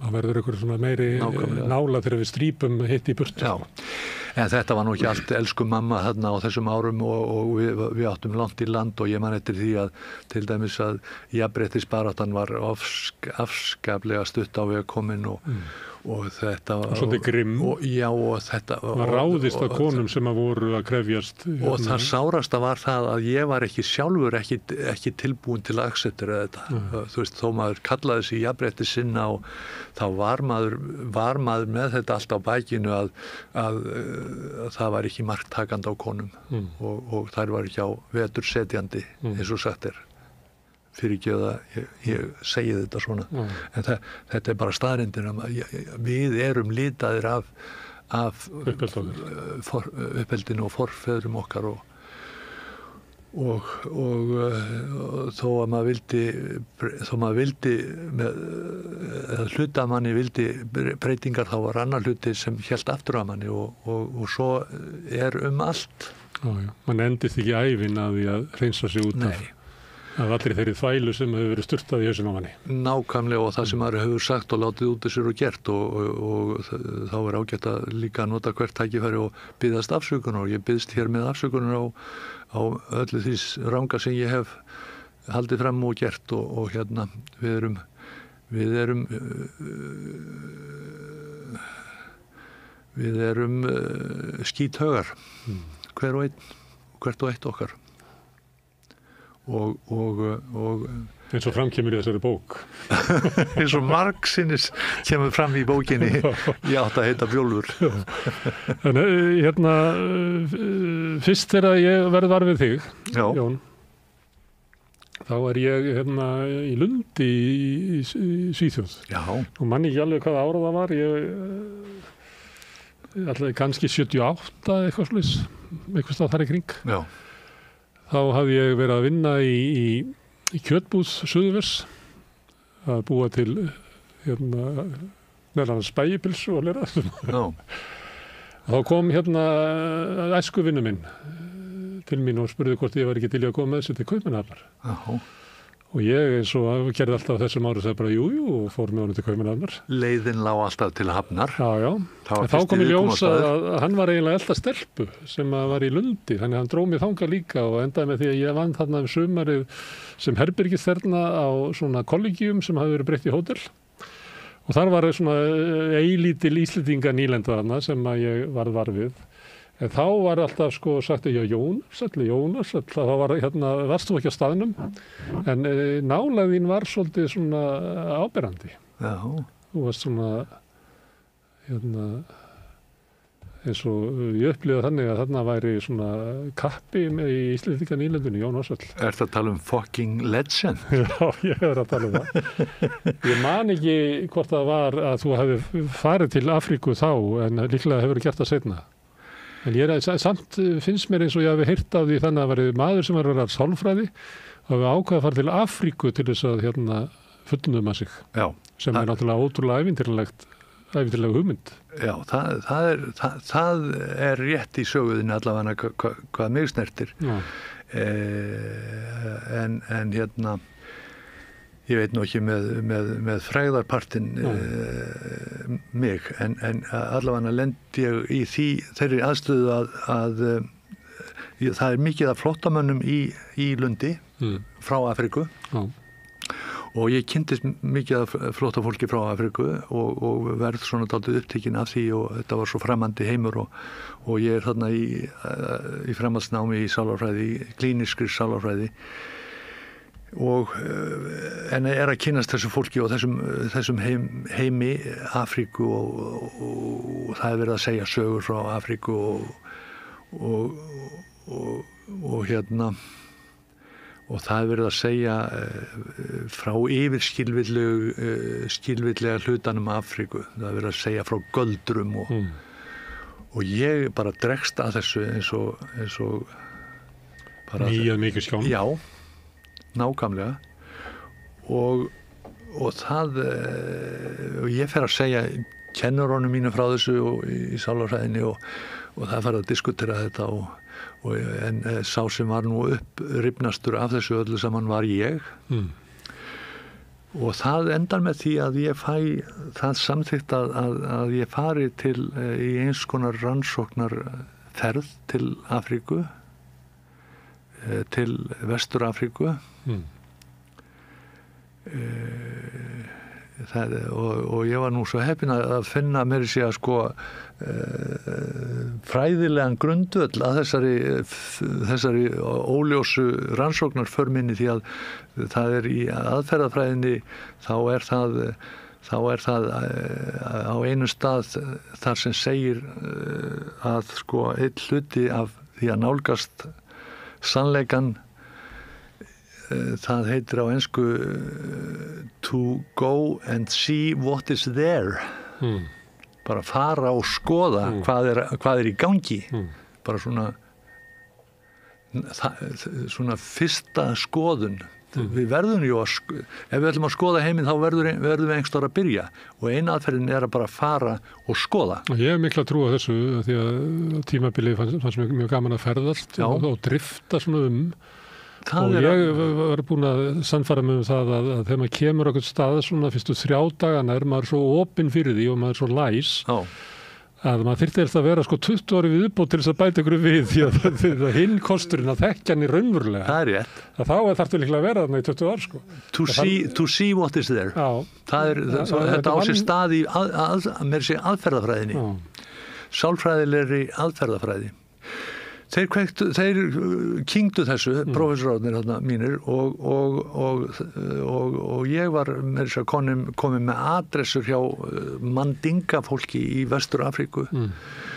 Þannig að það var ekkit annað en að bara komast að stað og ég var algjörlega auralaus og allslaus og fór yfir til, keypti mér alódýrasta far sem hægt var að fá svona ferðalanga far yfir til Kanaríeyja og þaðan ætlaði ég að reyna að komast bara á skipi, bara á puttanum yfir til Afríku og gerði það í einni ferðinni. Ég fór 2 ferðir, rannsóknarferðir á dálítið löngu tíma og komin allt í einu til Gambíu, þangað var ferðinni heitið, gegnum Senegal og lendi þá í því að veikjast bara leið og ég kem. Ég hafði ofkælst á flugstöð í Senegal. Það var þeir eru nú gjarnan dálítið á því að ef þeir eru með loftkælingu að kæla sig alveg eins og hægt 18 stiga hiti í flugstöðinni en 40 stiga hiti úti. Þannig að ég hef ofkælst, allavega ég bara komin til Gambíu og fárveikur og ligg milli heims og helju í heila viku. Ekki með malaríu bara? Ég fekk aldrei að vita hvað að mér gekk en það var svo sem ekki læknishjálp að ræða. En þegar ég svona ranka við mig þá ég komin þarna heim til Mandinga fjölskyldu og býð þar bara í kofa í þorpi sem heitir Bakhá sem skammt frá höfuðborginni, Banjul. Og þarna ég bara komin inn í afrikanskan heim, bara konan hét NATO og hún eldaði ofan í mig hrísgrjón og bóndi hennar vann við höfnina og þetta var bara gott þarlent fólk, mandingafólk og það hafði stórfjölskylduna í kringum sig. Þetta voru ekki strákofar en þetta voru svona bárjárskofar og ég fekk bara lítinn kofa út af fyrir mig og borgaði smánar pening fyrir það og þarna bara hóf ég nýtt líf, fór og fann hurð á öskuhaugunum sem ég gerði að skrifborði og kom mér upp, var nú með örlítinn bókakost með mér og hugmyndin var þessi að skoða hugmyndaheim galdralækna. Þeir eru kallaði marabúts og hugmyndir þeirra anda og lækningar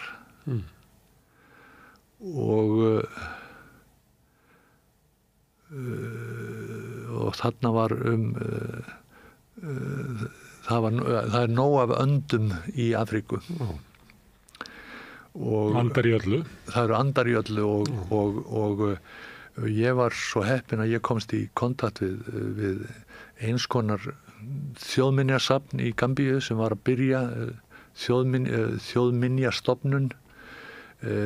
Þar fekk ég túlk, ráði mér túlk og við fórum sveitir landsins og töluðum við mann og annan og ég leitaði upp í galdramenn og hafði við þá viðtöl sem ég tók upp á seguband vann svo við það á kvöldin og nóttunni að skrifa niður viðtölin og greina þau og svona gekk þetta fyrir sig.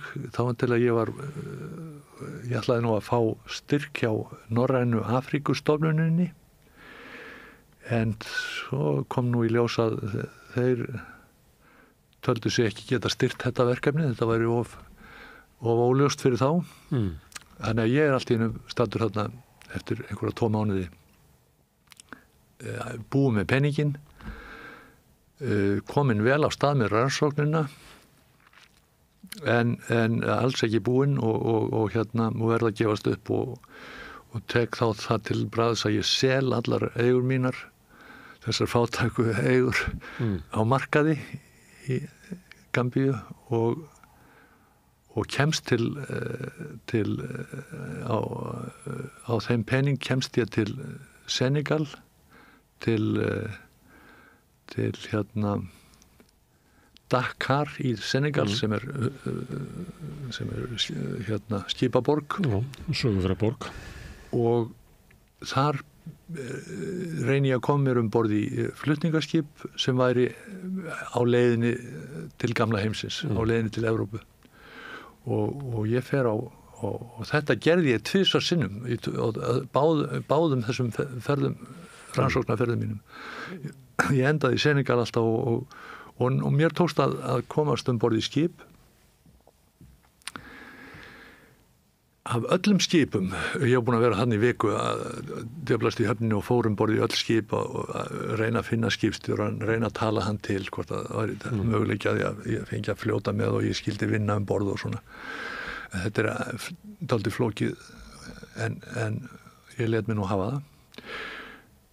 Af öllum skipum þá kom í ljós eitt morgunin að ég svaf bara á götum úti, sem sagt var bara með pappaspjöld og svaf að því að átti ekki pening fyrir neinu öðru. Og fór bara strax á mótnana niður á höfn að reyna að snapa mér ferð heim. Og átti varla fyrir mat eða?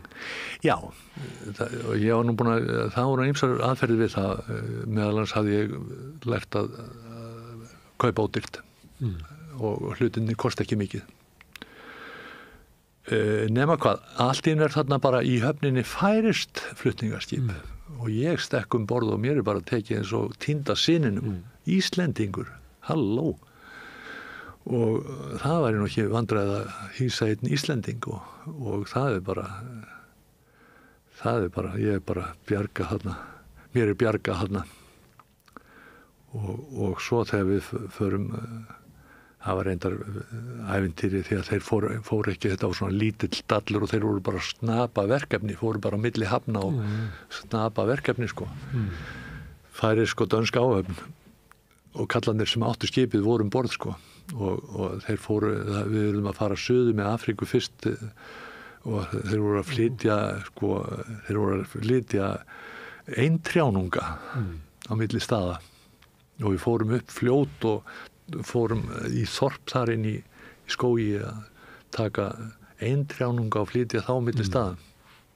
Af einhverjum harðvið? Já, sem fólk heggur og er búið að gera í einhver 1000 ára. Svo náttúrulega þegar ég fer að kynnast áhöfninni þá kemur í ljós að það er þarna ungur færingur og hann fór að segja mér það að já, þú ert Íslendingur, já, hann hafði verið einhvern tíma á Grænlandi, þetta var reyndar ekki ungur færingur, þetta var maður á miðjum aldri, hann hafði verið á Íslandsmiðum og ekki nóg með það, hann hafði verið á færiskum togara á Grænlandsmiðum og hann hafði séð íslenskan togara á Grænlandsmiðum og hann sá borð í þeim togara kvenmann sem er mjög fátítt. Þetta var Ólafía Auðunsdóttir, móður mín á togaranum Austfirðingi með föður mínum á saltfiskstúr að reyna að losna við mig af brjósti. Svona er nú heimurinn lítill. Er þau af hverju varst að leita í Afríku? Það er náttúrulega, ég veit ekki hvernig það er í Gambíu en ég þekki aðeins til annars staðar í Vestur-Afríku. Tógó. Það eru náttúrulega stórir markaðir og þú getur farið, ef það er eitthvað hrjáir þig, þá getur þú valið að kaupa þurrku dýr og eiginlega allan anskotan. Það Já. er með ólíkjötu hvað er selt á þessu mörkuðum. Ég held að Afrika sé öll eins á margan hátt því að svona markaðir voru að sjálfsögðu í Gambíu. Þetta er náttúrulega mörguleiti sko sama fólkið af því að þar varð svona þegar þeim tókst að rækta rætur undir jörðinni. Kassava er ein rótin. Því það er ekki hægt að rækta hveiti. Að þegar það tókst að þá var eiginlega sú menning breiddi sig mjög hratt yfir. Og það er ekkert svo langt síðan. Þess vegna er kannski mannlífið í Gambíu býst ég við bara svipað í Nígeríu eða að því þetta er eiginlega sama svona menningarheildin að mörguleiti. Ég er viss um það á margan hátt og til dæmis eitt sem ég veit að þú hefur fundið, það er þessi yndislega reykjarlykt sem allstaðar er.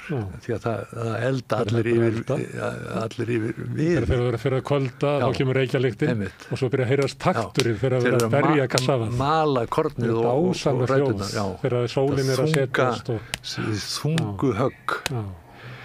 Þetta er allstaðar að finna í Afríku og ég var svolítið hissa á því og skemmtilega hissa á því að Afríkubúa líta svolítið á sig sem bara Afríkumenn. Það er eins og þetta sé ein þjóð þó þetta séu þúsundir ættbálka og þjóða.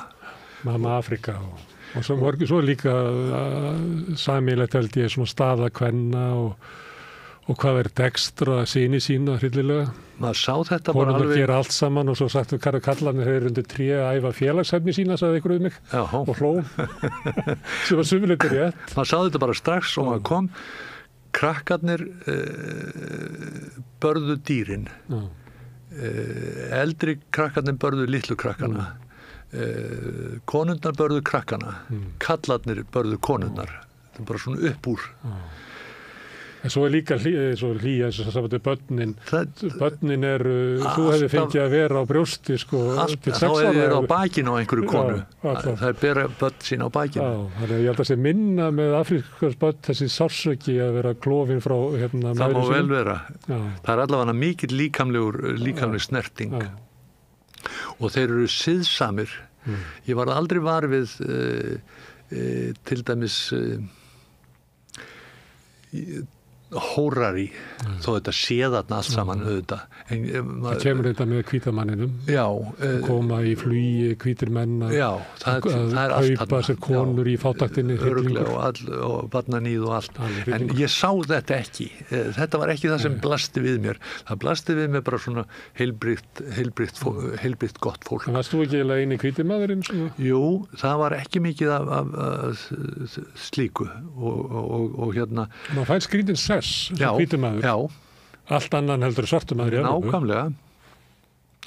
Og ég var náttúrulega svona að reyna þú veist, ég var mjög upptekinn af því að vera ekki hvítur maður með einhvern yfirgang og ég var mjög reyndi að standa mig í stikkinu með að vera kurteis en ég var, eins og þú segir, ég hlaut þennan sess að vera hvítur maður og það fór einhvern veginn ekkert frá mér.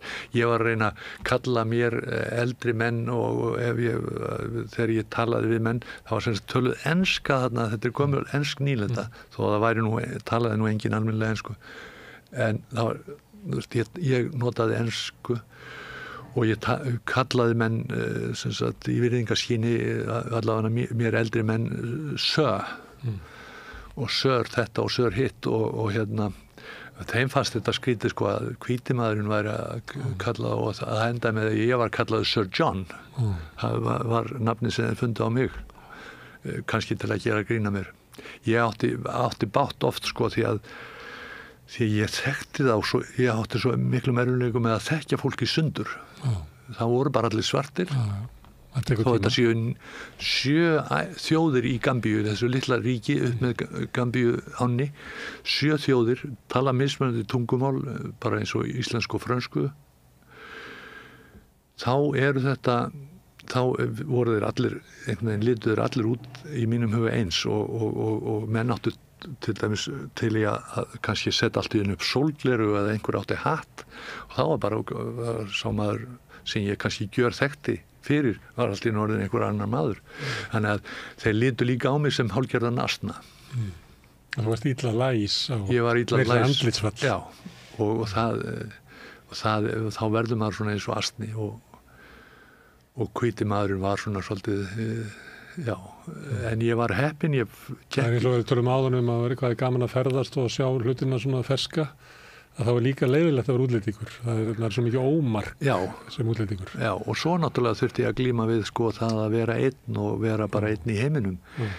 En það voru líka náttúrulega allskyns gleði tíðindi. Ég fann það bara eiginlega strax og ég kom þarna og var komin á fætur að ég var sem sagt, ég var herra eigins dags. Ég var algjörlega frjáls. Ég réði hvað ég gerði. Ég spurði sjálfa mig á morgnanastundum hvað langar mig mest til að gera í dag. Og það var orðið bara töluvert langt síðan að ég hafði haft þessa tilfinningu að ég réði yfir degi mínum.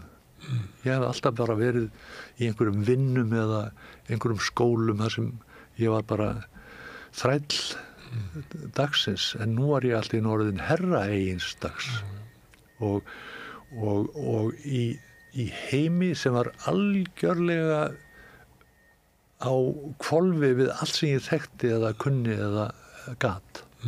Það tekur tíma að venjast í, að svona ná að svona go with the flow og svona aðeins, maður þarf að gera það, maður þarf að sleppa svolítið. Já, og leið kemur einhvers konar gat, það kemur einhvers konar gat í heiminn. Þetta hefur verið kallað crack in my cosmic egg. Þessi heimur sem ég þekkti, það kom rif á hann við þetta. Sem græri ekki að það?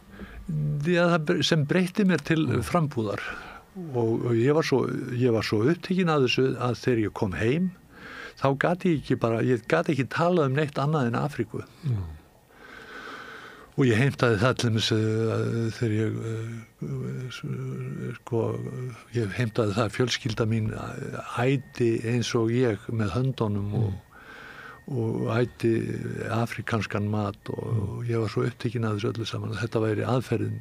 Auðvitað ættu menn að bara nota fyrst og fremst hrísgrjón og setja út á hrísgrjónin þar sem til væri á heimilinu og menn myndu borða þetta með höndunum og þetta væri úr einu fati. Það væri mikilvægt að allir borðuðu úr sama fatinu.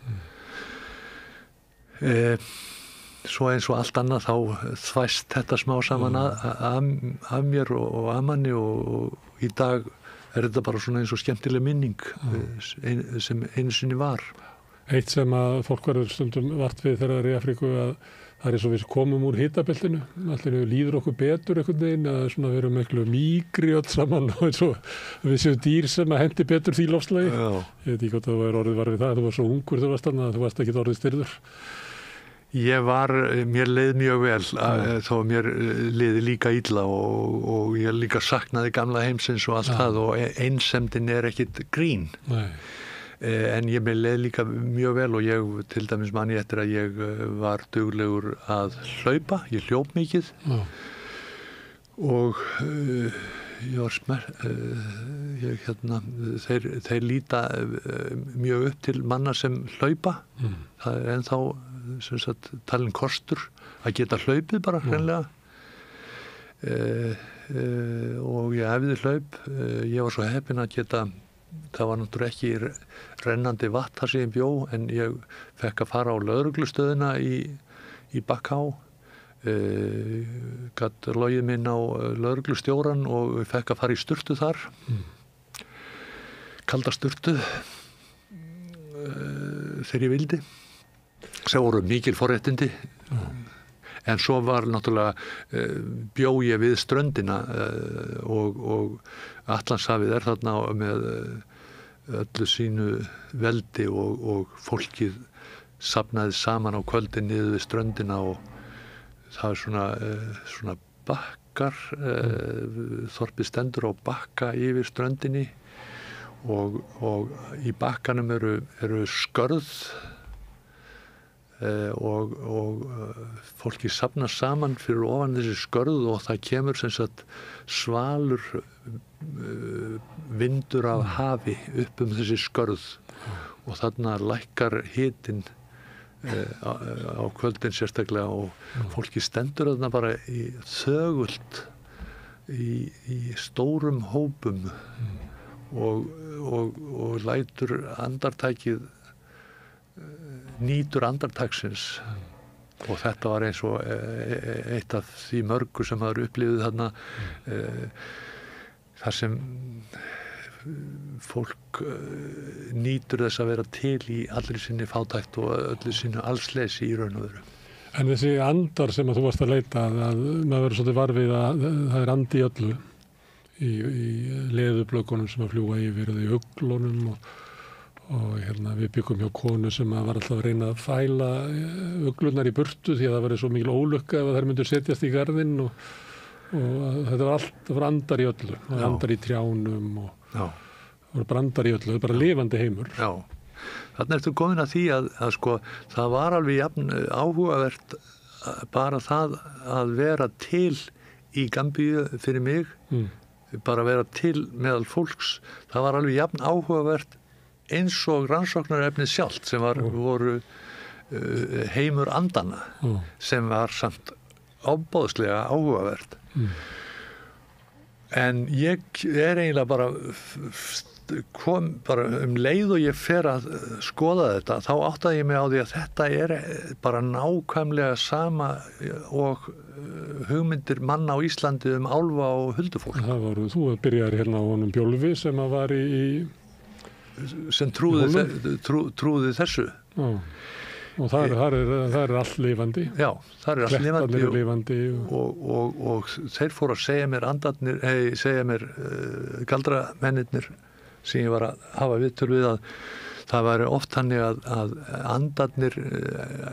andakonurnar væru í vandræðum oft í barsnauð og þá leituðu þeir andakonurnar eða menn þeirra til okkar mannana eftir hjálp og við færum jafnvel og aðstóðum andana, legðum hendur yfir konurnar og þannig að það gæti orðið léttari og vísa versa að stundum væri manneskja í vanda með að eignast barn, fæða barn og þá væri leitað til andana og andinn kæmi og legði hendur sínar yfir hina mennsku konu og henni tækist að eiga barnið heilt og heilbrigt. Gakki, björg og bú með oss, segir í kvæðinu. Andarnir búa oft í stórum steinum eða þá í rjóðrum og þig dreymir einn góðan veðurdag eða eina góða nótt að öllu heldur að andinn kemur til þín og hann er ægilega reiður og hann segir þér að passa það að börnin þín sé ekki með þessi læti í rjóðrinu þar sem hann búi og ef að þessu linn ekki þá mun hann brenna bæinn þinn. Þetta eru sögur sem eru bara beint upp úr íslenskum þjóðsögum þar sem skriðu er veitt á bæ og þessi einkennlegu einkennilega mikla hefnd yfir einhverju sem er kannski ekkit óskaplega merkilegt eins og að krakkar sé að leika sér í einhverju rjóðri. Maðurinn er allstaðar eins. Þetta er einu sem hefur fallegt að hafa með sagt í Afríku að þegar barn leikur í vöggu þá horfir það svona í kringu sig og það skiptir máli hvernig það sér vegna þess að það er svona eiginlega ákveða hvað það ætlar að verða. Það er svona falleg hugmynd svona að því að sumunleitt er það undur að börn verða til og þótt að séu barn foreldra sinna að þá er það líka algjörlega sjálfstæð veröld og verður eitthvað algjörlega nýtt. Þetta er svona falleg hugmyndum að barni hefði sjálft eiginlega val hvað það ætlaði að verða. Þannig að það skiptir máli hver er að yfir vöggunni. Því að ef þú dregur einhvern af vöggunni sem er aðdónaverður eða góður eða eitthvað slíkt getur barnið kannski náði því. Sem að tengist þetta einu sem að ég hef alltaf spurt alla út af þessu með fjórðungi. Þú ert skýrður eftir tveimur mönnum, Jóni og Ársæl. Já, Jú, það kom þannig til að það var sem sagt hætt á 500 í skýrn var hætt við að láta mig heita Bjólf. og fyrir svona einhvers konar kraftaverk sem var kokkað þarna upp í Firði en móðursystir mín og mamma héldu því fram að ég hefði breyst í balanum þar sem var verið að þvo mig fyrir skírnina, ég hefði breyst í andlit mitt hefði breyst í andlit látins frænda sem hét Jón Bjarnason og var dó í stríðinu, var borð í Dettifoss þegar hann var skotið niður af þýskum kafbáti út af Írlandi. Og þær sáu svip þessa manns? Já, það heldur því fram að það hefði verið vitja nafns eins og sagt var. Hvort sem það var eða ekki, ég veit draumi, en ekki oft þessum hætti. Ég veit ekki hvort að þetta var tilfellið eða hvort að þær voru að kannski stóðan við vögguna eða balan og horfði á þig og þú horfðir á hann og breyttist í hann. Hver veit? Menn segja í Afríku. Það geti gerst. Við skiljum ekki allt. Ársælsnafnið kemur svo frá bróður pabba sem var hlaut hinn hræðilega dóm að verða berklaveikur og dó úr berklum og síðustu dagana bjó hann í tjaldi í Hvassahrauni út á Hól þar sem honum var færður maturinn af því hann mátti ekki smita fjölskyldu sína, systkini og foreldra. Það var þessi menn fylltir? Ef ekki orðið var við á og ef þeir hafa gert það þá það bara í góðu einu held ég. Mér hlýtt til þeirra og ég fór með sér á einhvern nátt og óvart farið í fótspor þeirra því að ég gerði til dæmis vannað kvikmynd árásina á Goðafoss sem var alveg samskonar skip og Dettifoss.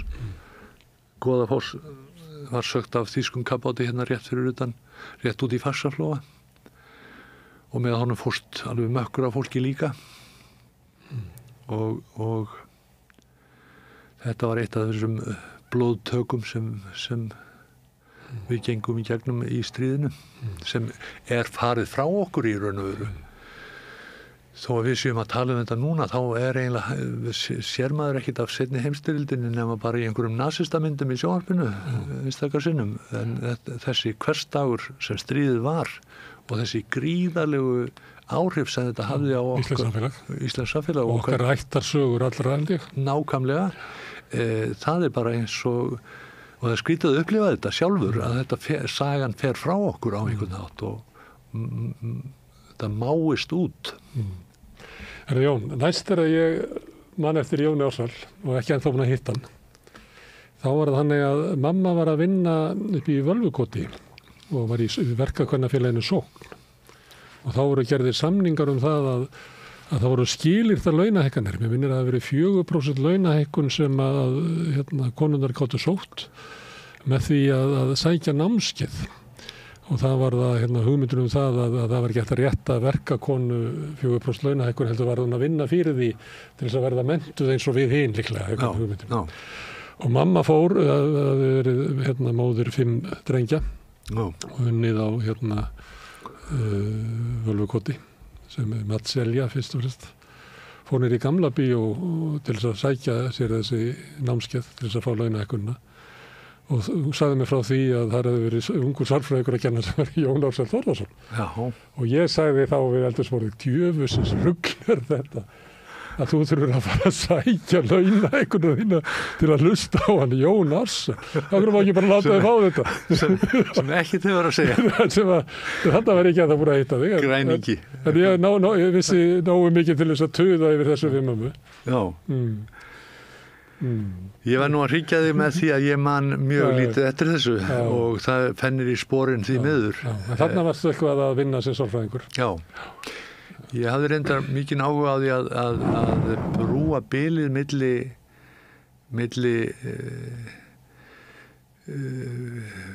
milli atvinnunar og einstaklingana og ég var sérstaklega upptekinn að því að færa skólan í átt að atvinnulífinu Og það var svona tilraun sem ég og áhugamál sem ég hafði og kannski vegna þess að ég hafði byrjað svo ungur að vinna að ég taldi að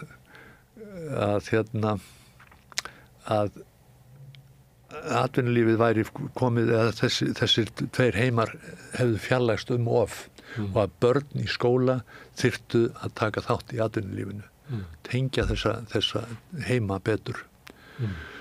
Sem þá að því að þú ert kennaramenntaður? Væntanlega er það þaðan. Og þú hefði getað haldið áfram einhverju svona ferli en síðan bara verður eitthvað allt annað, þú verður fjölmiðlamaður. Já, svona er nú lífið. Svolítið sérstakur fjölmiðlamaður. Svona er nú lífið því að þetta var heimur sem ég gat ekki hugsað neitt annað en sálarfræði og þessar nálgun á mannin og sjálfa mig og þetta var minn heimur. Og ég man líka eftir því að sérstaklega í Háskóla Íslands og svo Háskólanum í Lundi að mér fannst háskóla ekki bara fræðin sem ég var að kynnast heldur líka lífið, háskólalífið, það hafði svo mikinn sjarma einhvern veginn og þetta var svo áhugavert allt saman og það var svo mikið áhugaverðu fólki sem ég kynntist og þetta voru svo mikla sögur og stemmingin, kannski einhver rómantík í þessu, að ég gat svo vel hugsað mér að þetta yrði bara mitt líf og ég hugsaði oft sko hvað þetta væri öfundsvert að fá að vera í þessari aðstöðu að geta bara helga líf sitt fræðunum og þegar maður fer að lesa svona, vinna við það að lesa allan daginn frá morgni til kvölds þá verður þetta einhvers konar mantra og þetta verður bara meira og meira áhugavert og það er áhugavert fyrir en það verður ennþá áhugaverðar eftir því sem þú ferð lengra og lengra og þá getur þú kapnar þá þú druknar í eigin versum. Þetta var allt æðislega spennandi og þegar ég kem hérna heima þá er þetta svo gaman og ég fer að vinna á sálfræðideild skóla og þar kynnist ég æðislegu fólki og kennurum og hafði nú aldrei kennt sjálfur sér þó ég væri með kennarapróf þannig að ég fór nú ákvaða að fara og kenna eitt vetur og það hrundi nú ýmislegt við það sko því að þá kom nú í ljós að kennarastarfi var nú ekki bara allt halleluja og elsku mamma var miklu raunveruleikin, hinn harði raunveruleiki var miklu glannalegri en ég hafði búist við og sálfræðin þessi miklu vísindi sko hélt nú ekkit afskaplega vel þegar glíman við einstaklingin tók við. Það er þetta að kenna ykkur sem vill ekki læra? Nákvæmlega og kerfið þunglamalegt og einstaklingurinn einhvern veginn kannski já, það kom svona svolítið þetta var ekki alveg eins og ég hafði búist við eins og oft vill verða í lífinu og ég var með alltaf svolítið veikur fyrir fjölmiðlum því að ég hafði sem sagt tekið líka fjölmiðlanám meðfram sálfræðináminu hjá Þorbirni Broddarsyni fannst það alltaf heillandi og líka bara frá því í gamla daga ég hefði verið að hlusta á útvarpið eins og ég var að segja þér frá áðan. Svo sá ég alltaf einu auglýsingu frá tímanum eða NT, nútíminn, það átti að breyta tímanum yfir í nútíman og þeir voru að reyna að koma sér upp nýjum blaðamönnum og ég sótti og fekk jobbið og ég bara allt í einu á þannig að möguleika að ég bara fara að byggja upp nýjan fjölmiðil og með þetta mörgu fólki, nýju fólki, kröftugur ritstjórn mikill vilji til nýbreytni verið sig umbroti og dálkastarðum og kannski ofmiklu eitt að breyta ofmiklu ungur ritstjóri Magnús Ólason mikill eldugi og þarna var bara enn eitt ævintýri lífsmíns og ég helli mér út í þetta og fer að vinn með alveg frábæru náunga sem hétt Atli Magnússon blessu sem minning hans og hann var einn af þessum mönnum sem hafði þetta í sér að hæla, hann taldi að ég væri hinn mesti blaðamaður og ég veit ekki hvað og hvað, hann bara sá í mér einhverja von og ég gekkst upp í þessu og bara taldi sjálfur mér trúum að ég væri bara blaðamaðurinn og þetta var því mesta ævintýri og þarna man ég fyrst eftir þér því að þú kemur nokkrum árum seinna inn á tíman, er það ekki rétt? Ég kem í lokin, ég held ég að við tekið við Helgablaðinu af okkur alla. Já. Og Atli satt en þá varst þú farinn. Ég fór yfir á tímaritin og svo fór ég þaðan yfir í útvarp og síðan yfir í sjónvarp. Það var leiðin mín. Ég slýsast þarna inn að því að ég átti vin sem að vildi vera blaðamaður og einhvern veginn var eitthvað tregur að sækja þannig ég sótti með honum og þegar við komum inn á tíman það sem var í síðumólunum það var Helgi P. sem var tekinn við af Magnúsi. Jáhá. Að labba upp úr kjallaranum og sem ég lærði síðar að hefði verið framkvæmdastjórinn öðrum megin við hann og dreifingastjórinn hinum megin við hann og ég ímynda mér að framkvæmdastjórinn hafi verið að segja honum að fyrirtækið værið tótal í gjaldþrota og að dreifingastjórinn hafi verið að segja honum að sá sem var á áskriftarlistunum hafi verið dáin lengst, hafi dáið í Vestmanni 1971. Ég sé þetta alltaf fyrir mér því að svipurinn á Helga var svona algjörlega tómur sem að stundum er sagt menn að hann var svo taugaveiklaður að hann virkaði fullkomlega rólegur. Þarna þessi tilraun svolítið að hrynja og mistakast. En þetta var nú samt upphafið að því að þarna byrjuðu margir mjög efnilegi blaðamenn.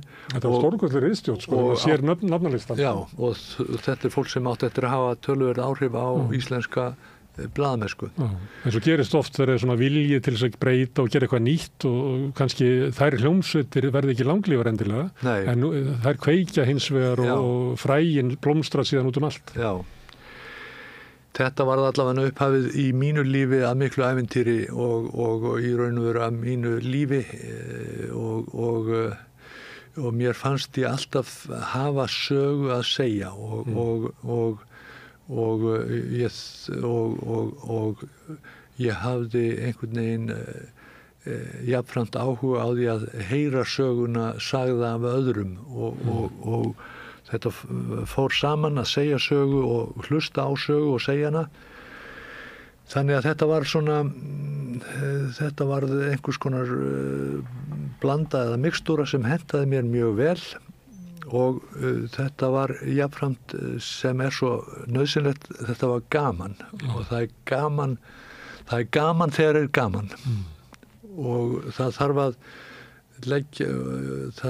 leggja sig fram, við þurfum öll að gera lífið skemmtilegt og ég komst að því í sambandi við talandi aftur þessa bók mína og rannsókn mína á forfeðrunum að það var sagt eina ömmu mína að hvert verk, hversu leiðilegt sem það varð skemmtilegt í nærveru hennar.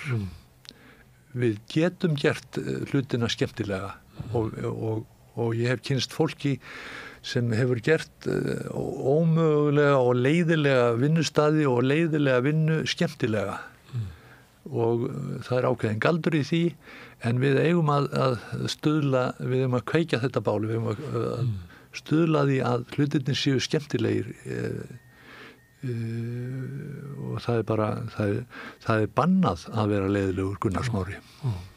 Herðu, þú varst á tímaritunum, en síðan ferðu inn í sjónvarpið liggur í gegnum stjörnuna eða ekki? Jú, það var svolítið svona skemmtileg tilraun á því að vera með öðruvísi frásögn. Já, öðruvísi fréttamat. Já, það var þessi nýstofnaða útvarpsstöð Stjarnan og þeir voru líka að auglýsa eftir blaðamönnum og Eiríkur Jónsson var fréttastjóri inn í nýju fréttastöð á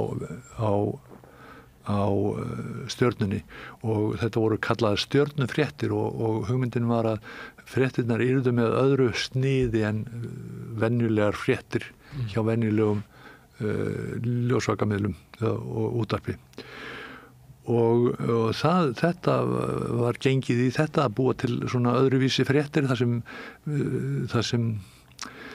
sem var reynt að gæta því sem aðrir töldu ekki fréttir en voru kannski mestu fréttirnar og það var nú kannski fyrst og fremst að hlusta á fólk og hlusta á og horfa hvað væri fréttnefnd og þetta var heljar mikið ævintýri og þarna var ég 2 ár og fór svo þaðan yfir á Rás 2 í morgunútvarpið með undir stjórn Stefáns Jóns Hafsteins sem var líka annar svona eldhugi og hann var maður sem sá sko möguleika í öllum sköpuðum hlutum og hlustaði, kunni að hlusta og hlustaði á samstarfsfólk sitt og tók mark á því og maður varð einhvern veginn það var bara merkilegt að vera með honum, það var allt skemmtilegt og þarna kveiknaði líka gleðin yfir útvarpinu einhvern veginn og hversu frjálst það væri og það var meira sér var þetta var nú þetta var á þeim tímum tæknin var nú ekki meira en svo en hún var þó þannig að það var hægt að maður gat sett á sig ákveðin bakpoka og þá varstu komið með þína eigin útvarpsstöð í sjálfu sér. Nú þetta bara komið inn í símaðinn en þetta var... Geta allir umlega gert þetta. Já, nú geta allir en þessi bakpoki á RÚV var sem sagt í sjálfu sér útvarpsstöð og þú gast farið út á meðal fólks og tala við það og sendt beint út og þetta var mér mjög mikil upplifun. En það er svona hefði þessu líka svona eldri menn fyrst og fremst, Jökull Jakobsson, Stebbi á löppinni og fleiri, Páll Heiðar, sem að voru svolítið svona á vettfangi að tala við. Þeir brutu blaðið. Finnst þér að þú sért hluti af ykkur hefð? Mér finnst að ég allavega reynda að feta í fótspor þeirra og allra þessar manna sem þú nefndir. Því að Jökull hafði þennan kost líka að segja frá og Stefán var náttúrulega galdramaður, ógleymanleg lýsing þar sem hann er að lýsa draugagangi að Saurum, að bænum Saurum og hann er að lýsa hljóðinu í steinvölunum í fjörunni. Hann er á staðnum, hann færir fólk með sér inn í þessa veröld og inn í veröld drauga trúar. Ég hef sagt það að eitthvað sem komst í upptökunar hans að þetta var svo mikið klift, þetta var sett saman eins og bíómyndir þetta var ekki frásögn eins og maður upplifði í svona réttri tímaröð heldur að hann stokkaði þetta allt saman upp og ótrúlega vinna á baku þetta. Hann fekk mann til að trúa því og það skiptir öllu máli. Hann færði mig sem barn heim að Saurum og í því felst galdurinn. Allt er þetta örlítið lygi og við erum alltaf ljúgandi allt og öllu og ljúgandi sjálf okkur líka en það er gaman. Mér finnst þess að ég muni eftir svona einu innskoti frá þér í morgun útvarpi og þá var Jón Ársæll staddur í minnum í Düsseldorf og átti að koma með eitthvað innslag inn í morgun útvarpið. En einslagi hljómaði einhvern veginn svona. Hér í Düsseldorf drekka menn 3 tegundir af kaffi. Það er kaffi normale, sem er bara venjulegt kaffi. Og svo er kaffi speciale, sem er kaffi með konjaki. Og svo er kaffi brutale, sem er bara konjak. Og það fekk bara tilfinningu að útvarpsmaðurinn hefði verið alla nóttina með brútali alla nóttina og þetta var það eina sem að hann gætt sett frá sér hann í morgunsárið þess að kannski félagar hans reiknuðu með einhverju pistli frá Düsseldorf.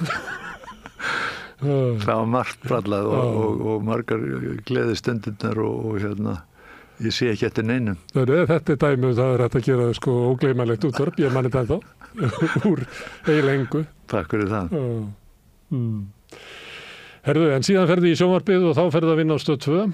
Það var Jón Óttar að þú ert að tala eldu, var hann ennþá þar? Já, hann var þar og það var þessi eldur ennþá í jarninum, upphafseldurinn var þarna ennþá og ég man eftir að hann, þessi mikli frumkvöðl vildi fá mig í þátt til sín og það var sagt að hann sko byggi til hann bjóð til marga þætti á dag sko, hann var sannarlega eldhugi og fórstundur kannski fram úr sjálfur sér en það gera eldhugarnir líka. Hans Kristján Árnason var þarna líka og fleiri Vala Matt sem var eiginlega höfundurinn að útlitinu og Vala er eina af þessum galdrakonum sem hefur eitthvað í sér sem er svo fjölmiðlavænt og er svo eldklár. Elín Hirst var þarna, Simmi, Sigmundur, það voru ótal eldklárir blaðamenn og sjónvarpsmenn og þarna var ég komin eiginlega bakdyramegin inn því að ég hafði verið á Bylgjunni með útvarpsþátt og ég hafði tekið við útvarpsþætti sem var frægur útvarpsþáttur og hét Reykjavík síðdegis og það var nú eiginlega varla hægt að finna flottara nafn á útvarpsþátt en Reykjavík síðdegis. Þetta er nafn sem hefur eiginlega allt til að bera. Töff, spennandi, einhver kraftur, forvitni. Það var sem sagt, já, þátturinn sem ég tók við var með flottasta nafn í heimi og ég átta mig á því að það er bara ekki takt að þetta hentaði mér ekki þannig að ég fekk að breyta nafninu á þættinum, það var Góðgá og ég sem sagt fer fram á það að bara þetta hendi mér ekki þetta nafn og ég vil kalla þáttinn Ísland í dag þáttur sem byrjaði 4:00 og var til 6 og tæki bara á nútímanum alveg eins og það var ekki bara Reykjavík undir heldur allt landið og miðin og þetta gekk bara eins og í sögu og ég var einhvern veginn sko bara það var hver heppnin á fætur annari sem bara málin bara kom upp í hendurnar á mér stórmál sem og svona og ég hef nú aldrei verið talin góður fréttamaður en það var bara hvert frétta skúpið á fætur öðru sem bara hrundi yfir mig og inn í þáttinn og þeir fóru eitthvað að taka eftir þessu Bylgjan var þá í eigu Stöðvar 2 og fréttastofan fór eitthvað að taka eftir þessu að það væri bara ýmislegt að gerast þarna í þessu þætti og þá og ég hafði ráðið mig þannig að þegar ég vildi þá mætti ég sem sagt bara þegar ég myndi rétt upp hendina þá mætti ég fara og verða sem sagt fara í sjónvarpið þá í gegnum fréttastofu Stöðvar 2 og já, þegar ég var búin að vera þetta í 2 ár þá hugsaði ég, ok, nú ætla ég bara að breyta til og nota þetta ákvæði í ráðningarsamningum mínum og fara fram og ég fá að verða fréttamaður á Stöð 2 og þá er það ákveðið að þessi þáttur bara fylgi mér upp yfir og ég verði með svona sérstakann fréttaauka í lok hvers fréttatíma þátt sem verði látin heita Ísland í dag og þetta var nú Elín Hirst svo frábæra sjónvarpskona sem stakk upp á þessu að þetta yrði með þessu á þennan veg og þarna hefði ég bara allt í einu frjálsar hendur í sjónvarpi. Ég gat gert það sem mér langaði til og það voru náttúrulega beinast við að það væru litlu fréttirnar sem ég myndi einhvern veginn horfa á það sem fer fram hjá okkur, það sem blasir við okkur. Og svo tóku hver fréttastjórinn við af öðrum, Yngvi Hrafn, og það var alltaf annarslagi verið að reyna að tróða mér í venjulega fréttir, svona þessar hefðbundnu fréttir, að fara að tala við einhverja ráðherra og svona. Og ég átti alltaf í erfiðleikum með þetta og það var alltaf eitthvað annað sem heillaði mig varðandi fréttirnar en akkurat stjórnarskiptin eða hvernig gengi í bankanum. Svo það einhverjum að Yngvi Hrafn, það var eiginlega hann sem veitti mér frelsið aftur, því að hann sagði einhverjum á fréttafundi þegar það var ákveða hvað ætti að gera yfir daginn. Já, kom að mér og Jón Ársæll, Jón Ársæll, já, þú ferð bara út og gerir eitthvað. Og það var lausnarorðið. Ég þurfti ekki að fara með eitthvað í farteskinu, heldur bara fór og gerði eitthvað. Og ég gerði það og það var enn eitt ævintýrið. Og svo þegar framliðu stundir þá var komin tími á að fara að vinna, kannski að gefa mér aðeins meira frelsi að vinna í lengri tíma að ákveðnum verkefnum, ákveðnum þáttum og þá þú orðin sjónvarpsstjóri ef ég man rétt eftir og þá veitir þú mér enn eitt frelsið og það að fara að vinna bara að ákveðnu verkefni og gera þætti. Og þar verða til frábæri hlutir og skemmtilegir, meðal annars að vinna að þætti alla 20. öldina, hvorki meira en minna. Og árásin á Goðafoss sem var svo til í framhaldi af þessu og fleiri þætti. Að segja sögur. Að segja sögur úr samtímanum. Og þú ert búin að vera því? Það verður orðið einhvern veginn mitt hlutverk. Og í þessu formi, útvarpi og sjónvarpi, frekar heldur en texta? Já, það verður... Fannst þér það hérna þegar þú byrjar að skrifa og svona að ég byrjaði nú að spyrja það með bókina. Ég var með Ævar Hjartarson sem vann í útvarpinu 48 ár. Og það svona oft verið gaukaði á honum að fara að skrifa eitthvað og hann var eiginlega að segja að hann svona kveikti ekki alveg í honum að skrifa. Það segir verður ekki bara að mæla þetta fram. Ég meina þú ert bara þar í tungumálinu. Ævar frábær útvarpsmaður. Hann kom að því ég var með honum á Rás 2. Ég held að honum líður best þegar þú myndir henda honum inn í stúdíu með ekkert. Já. Ég held að það sé þannig.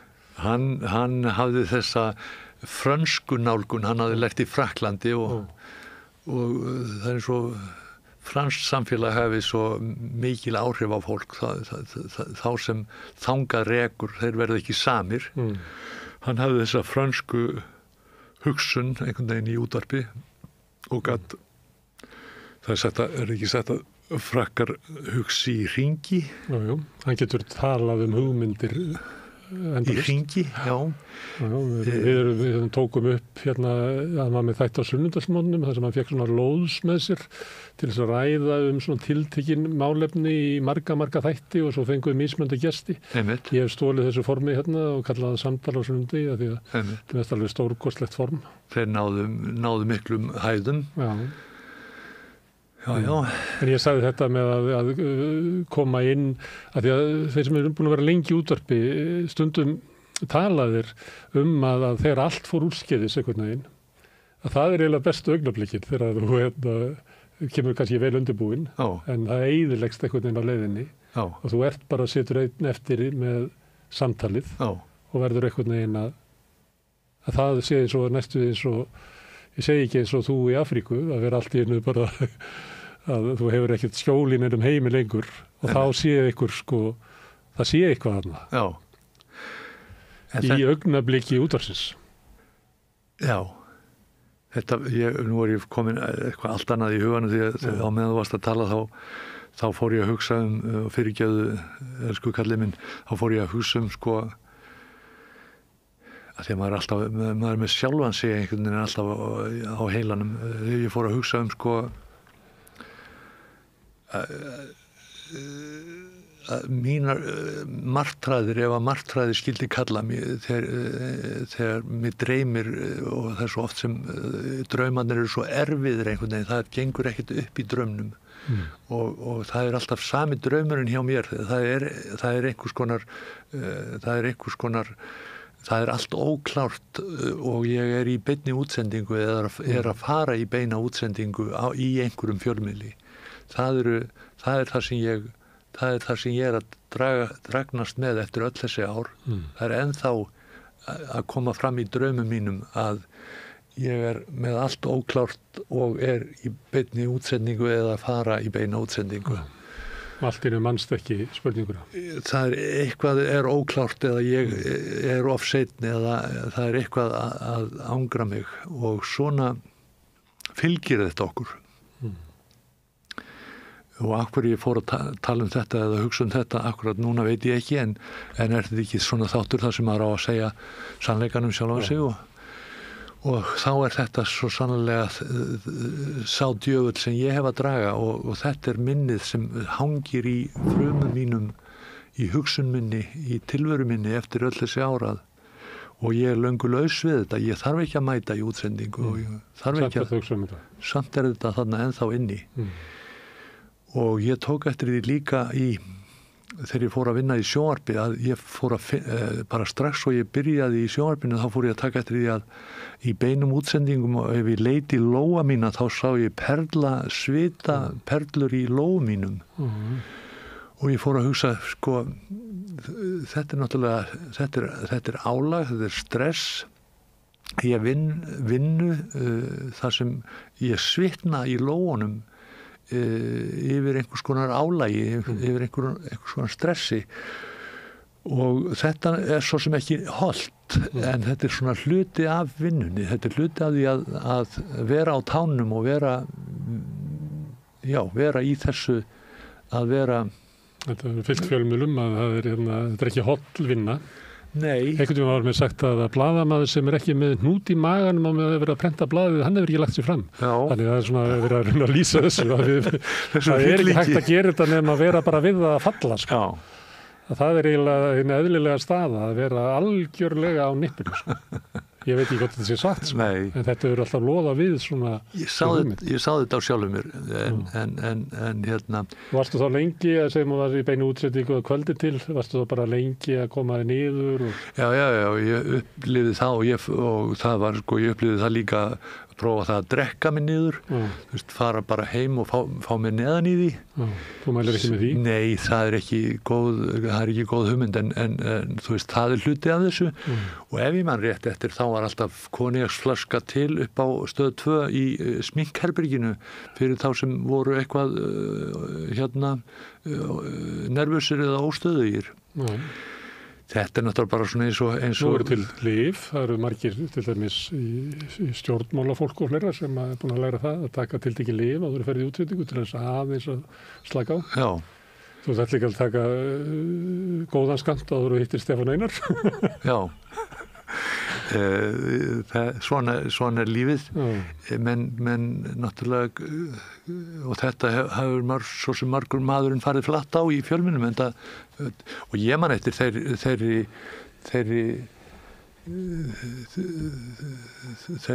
þeim misskilningi til dæmis á blöðunum þegar ég var að vinna þar til að byrja með það var sem sagt bara almennur siður að detti í það alltaf sko á alla föstudaga að minnstakosti og fólk var að koma heim til sín döða drukkið. Það var þegar ég byrjaði á NT á borði fréttastjóruna var svona glerskál sem hafi verið hent inn alls konar svona boðskortum þar sem að blaðamenninni fóru og pikkuðu upp. Fyrsti blaðamannafundurinn sko á vegum einhvers ráðherra sem ég fór á. Já. Það var upp í turnherberginu á Hótel Borg. Já. Það var astni. Já, einmitt. Fóruð upp á klukkan 3 daginn. Já.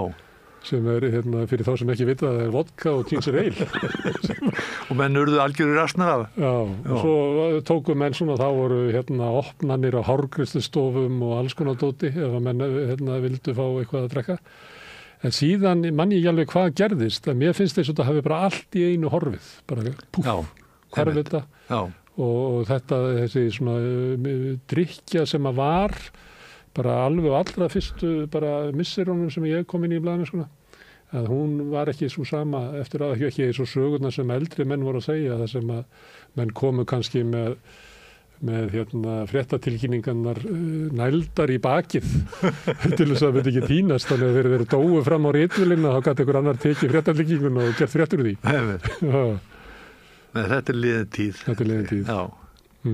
Herðu, þú ert 30 ára, ætlar að halda áfram? Þú ert 30 hann í lokin? Já, ég get ekki svarað þessari spurningu. Nú komið að því að loksins í kjaft stopp. Já. Þetta er það mikið bras og þetta er búið að vera það mikið erfið fæðing á margan hátt, þó þetta hafi verið gaman, að það maður hleypur ekki í það bara 1, 2 og 3 að fara að ákveða það hvað maður ætlar að gera. Ég er frjáls maður, ég er herra eigin stags, ég bara gerir það sem mér finnst skemmtilegt og hvað Guð einn veit hvar maður dansar næstu jól, sko. En það er heillandi glíma að skrifa og svo á ég svo margt eftir ógert bæði í útvarpi og sjónvarpi og heimurinn einhvern veginn, þó maður sé orðinn gamall og grára, þá er heimurinn einhvern veginn býður eftir mér, finnst mér, og ég get hugsað mér svo margt að gera. Þú sagðir áðan að þegar þú varst barn að þá vildur þú fullorðnast. Já. Leiddist að horfa niður eftir þér á barnaspíkið. Nú leiðist mér að eldast og ég, sko, þó að þetta sé ævintýri að eldast og ég er búin að vera tölvöld upptekinn að því, að þá sakna ég þess að get ekki gert það sem ég gat gert í eina tíð. Og ég er nú svo heppinn að ég geng til geðlæknis. Ég er í þeirri aðstöðu að ég get fengið aðstóð geðlæknis og hef gert það undanfarin ár. Óttar Guðmundsson hefur verið minn læknir og við hittust reglulega, og eitt af því sem ég hef verið að pást við með Óttari er það að eldast. Að sætta við það. Að sætta mig við það, og ég kom til hans mjög ósáttur og ég vil nú ekki ganga svo langt að ég hef verið þunglindur, en ég var sem sagt á tímabili bara fannst þetta ekki sanngjarnt á einhvern hátt að ég gæti ekki gert hluti sem ég gat áður og líkaminn væri að bregðast mér á einhvern hátt og þokkabót hef ég átt við gigtastríða í áratugi og allt þetta var að hellast yfir mig, kom einhvern veginn bara næstu því eins og bara eitt góðan veðurdag var ég allt í einu bara farin að glíma við nýjan djöful og það var ellin. Og ég var ósáttur við þetta, og þetta er eitt af því fyrsta sem ég sagði við Óttar þegar við hittumst og fórum að vinna saman, var það að ég væri mjög ósáttur við að eldast, og hann sagði strax það væri lítið þetta að gera í því, Jón minn, og tilfellið er að það er svo sem lítið þetta að gera í því annað en að tala um það og við höfum talað um það mikið og lengi og það að tala um hlutina er jú líknandi og þetta er glíma sem hver og einn okkar og hvert og eitt okkar verður að fást við.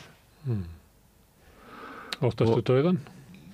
Já, ég held að ég geti svarað því játandi, en það er líka spennandi einhvern veginn að hugsa sér það að fara í það ferðalag og það augnablik kannski er það bara augnablik Ég veit það ekki.